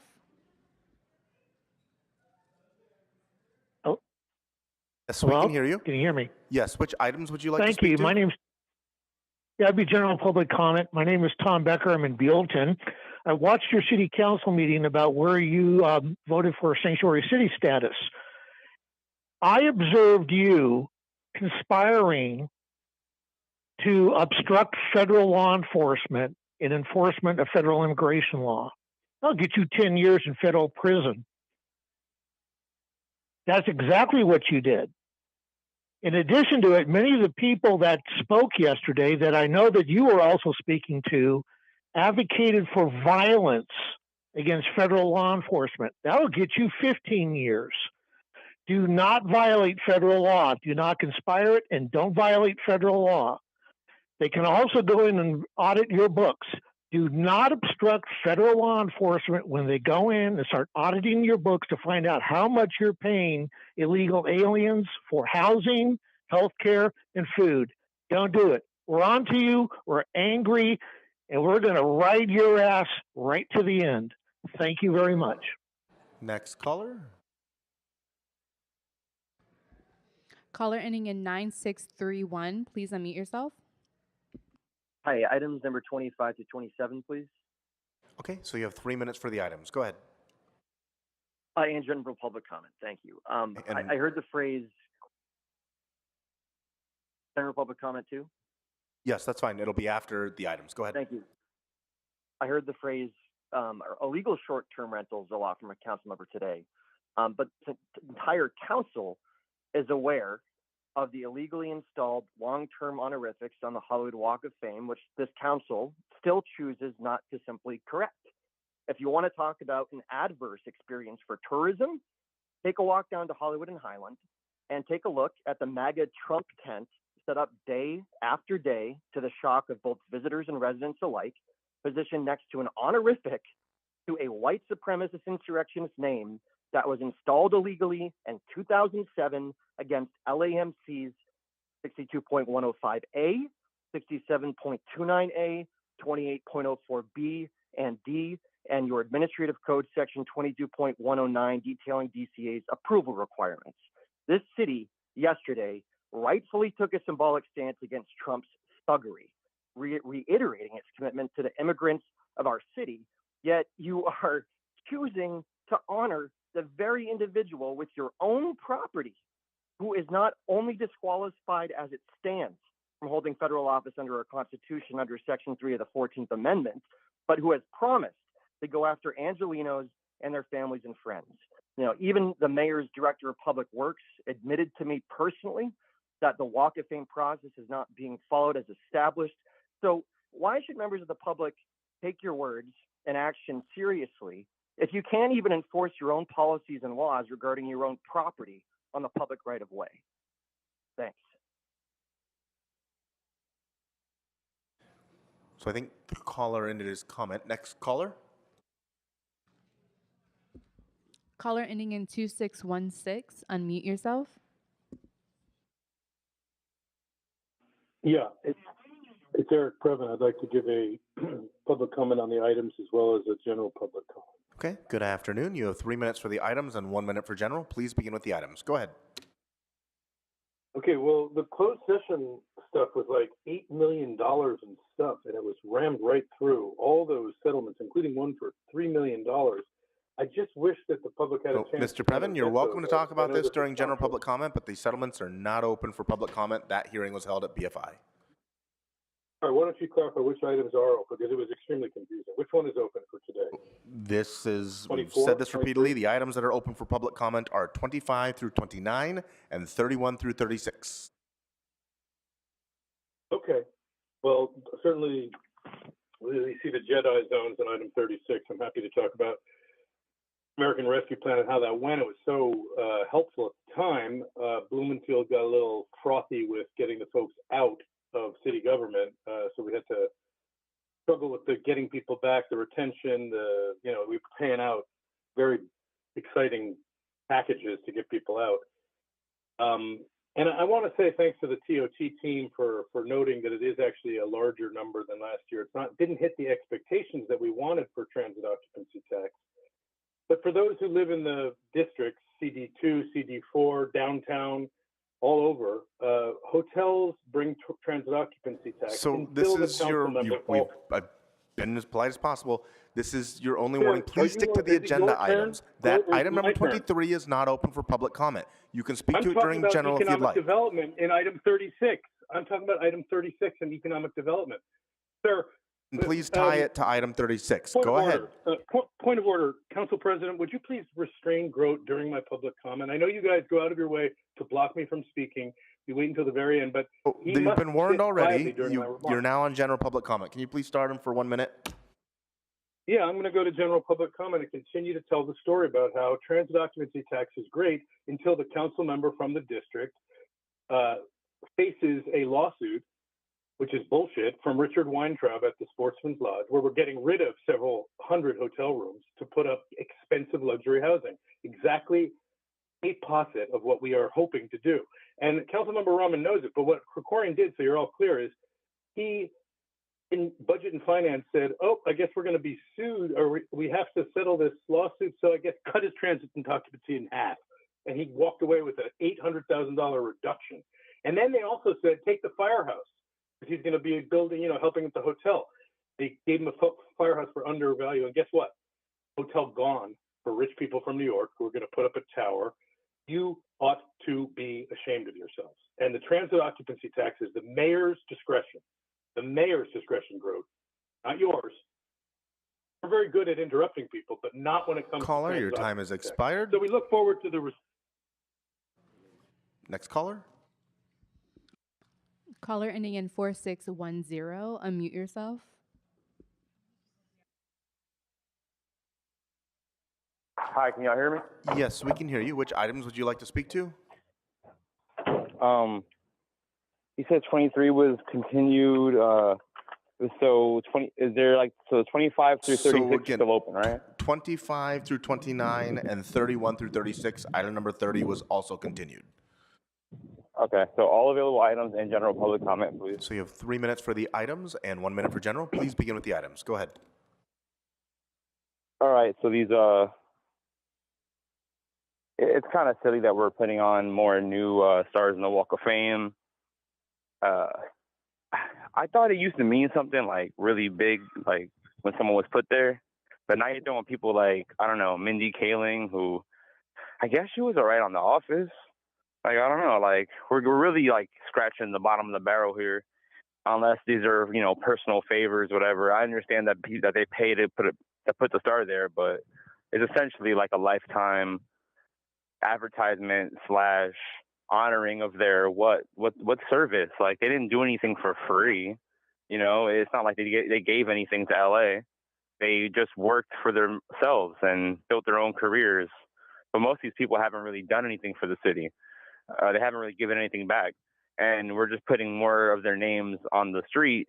On the sidewalk where we have homeless people sleeping on. So unless these people are going to do anything like help build, homes for these people, or at least try to help us figure out a way to lower the rent so people can afford to live in homes, they shouldn't get no stars in the Walk of Fame, because all it means is somebody else's name for someone to be sleeping on. And, you can shuffle people around forever, but the Hollywood Walk of Fame is like really one of the most ironic, sad tourist attractions in the world. People come from all around the world. People talk about Paris syndrome. We need to talk about Hollywood syndrome. When people show up to Hollywood and it's nothing like they expected. That happens to people when they go to Paris. So they get there and it's like, oh shit, it's all dirty and stuff. What is this? Yeah, Hollywood. That's pretty much what happens to people when they come here and they go, whoa, I can't believe it was like this. I had no idea. Because they're basing it off of movies and TV. They're not basing off of reality. And reality is the Hollywood Walk of Fame is disgusting. It smells like piss.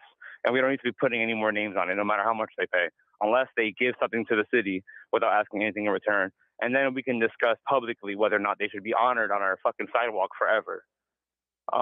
REAP items are bullshit. There's no reason why if the person that you have a contract with doesn't uphold their end of the contract, that you should have to continue to respect it. And the money that you're putting up for your side of the contract just gets put in a magic little box that they get access to whenever they decide to come back to the contract and respect it. It doesn't really make any sense. There's nothing else like that. So that's nonsense. And landlords be crying a lot of, tears, but they actually get pampered pretty well. The more you pay attention to homeowners association meetings and you see the way they get these little handouts from the city and they work little fucking back channels, they're doing pretty good. They own the home they live in. A lot of us don't. There's a reason for that. It's not just because they work so hard. It's actually not at all. And it's really sad. So REAP is bullshit. General public comment? Do I have some time left or do I have to go to public comment? That's it, and that General concludes. public comment on. He has 1 minute. 1 minute. Hello? General public comment, and that will conclude public comment. Okay, all right, thank you. All right, so Harris Dawson gave away public land, the city public land, to I think the Marriott Hotel either last year or the year before that, and during a so-called housing emergency crisis. So if he's gonna hype that little attitude, he needs to recognize that people know where the fuck he's been and what he's been doing, such as giving away the land to private companies. It's nonsense. There's no reason why he should be involved in Plum Committee. There's no reason why he should be president, other than petty politics. I don't know whose back he rubbed, but he rubbed it pretty good. Maybe I should get in that line, the Marquise Harris Dawson back rubbing line, because it seems like you get a nice little reach around, and as long as you take care of him, he takes care of you. So that's good. But remember, that was bullshit. We got people out here dying, can barely afford to stay in the house that they live in, and you're cutting favors for corporations and passing things left and right to give away land. All right, that concludes public comment. What is before us to vote on, Mr. Clerk? Mr. President, the council may now vote on items 25. Can you hold on? Dr. You're Truthbay, disrupting the meeting. is You're your excused first- from the meeting. Thank you so much. You're excused.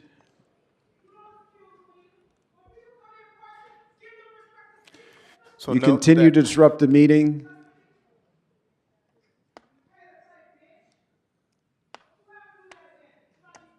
You're excused from the meeting. We'll ask you to leave quietly, as you're possibly able to do. So I will note that she was warned and continued to disrupt the meeting and then was removed. That was Dr. Truthbay. Dr. Truthbay. All right, we can proceed. Mr. President, the council may now vote on items 25 through 29 and 31 through 36. All right, those items are now before us. Let's open the roll, close the roll, tabulate the vote. 13 ayes. All right, what's next? The council may now consider item 24, called special by Councilmember Hernandez for an amendment, and there was an amending motion 24A introduced Hernandez-Hutt. All right, so we are now considering item 24A as amended. Mr. Krikorian. Thank you very much, Mr. President. I just wanted to speak briefly to this item. At Metro, we've been working for quite some number of years to try to reduce the number of assaults on bus operators throughout the county. And the men and women who work to move people from place to place in this county are uniquely vulnerable as they're operating one of these very large vehicles to attacks and assaults. And sadly, in the last 2 months alone, there have been 30 bus operators who've been assaulted on Metro buses. And that includes, assaults with knives, with, fists, being spat upon, and other things. So in order to address this, the Metro Board has been working to install bus barriers. And so far, over 1,500 have been installed in buses. Now 80% of Metro's directly operated bus fleet has installed bus barriers to keep these men and women who work for Metro safer. And it's already had a dramatic impact. The operators, are really encouraging Metro to expedite completing the rest of the vehicles. And so the item before us allows the city to do likewise with the buses that we operate, and to do so in an expedited manner. So I think it's really a really important step forward for our own employees to be able to work in a safe workplace, and I'd ask for your aye vote. Thank you so much. Seeing no other members on the queue, this item is now before us. Let's open the roll, close the roll, tabulate the vote. 13 ayes. All right, what's next? Mr. President, council has motions for posting and referral. They are posted and referred. The desk is clear, sir. All right, announcements, members. Any announcements? Councilmember Hutt. Thank you, Mr. Chair. We're going to move the T committee back to 145. All right, Transportation Committee at 145. Any other announcements? All right, seeing none, I'll ask everybody in the chamber to rise for adjourning motions.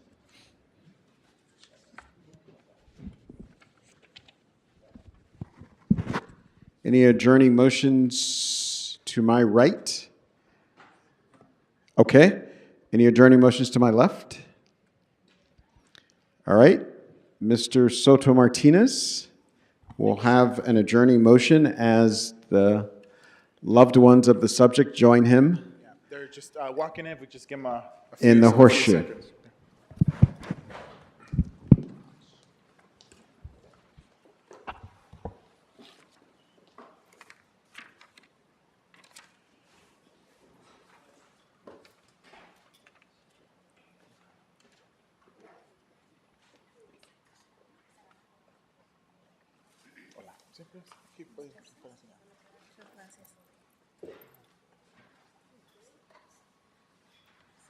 Thank you so much, Council President.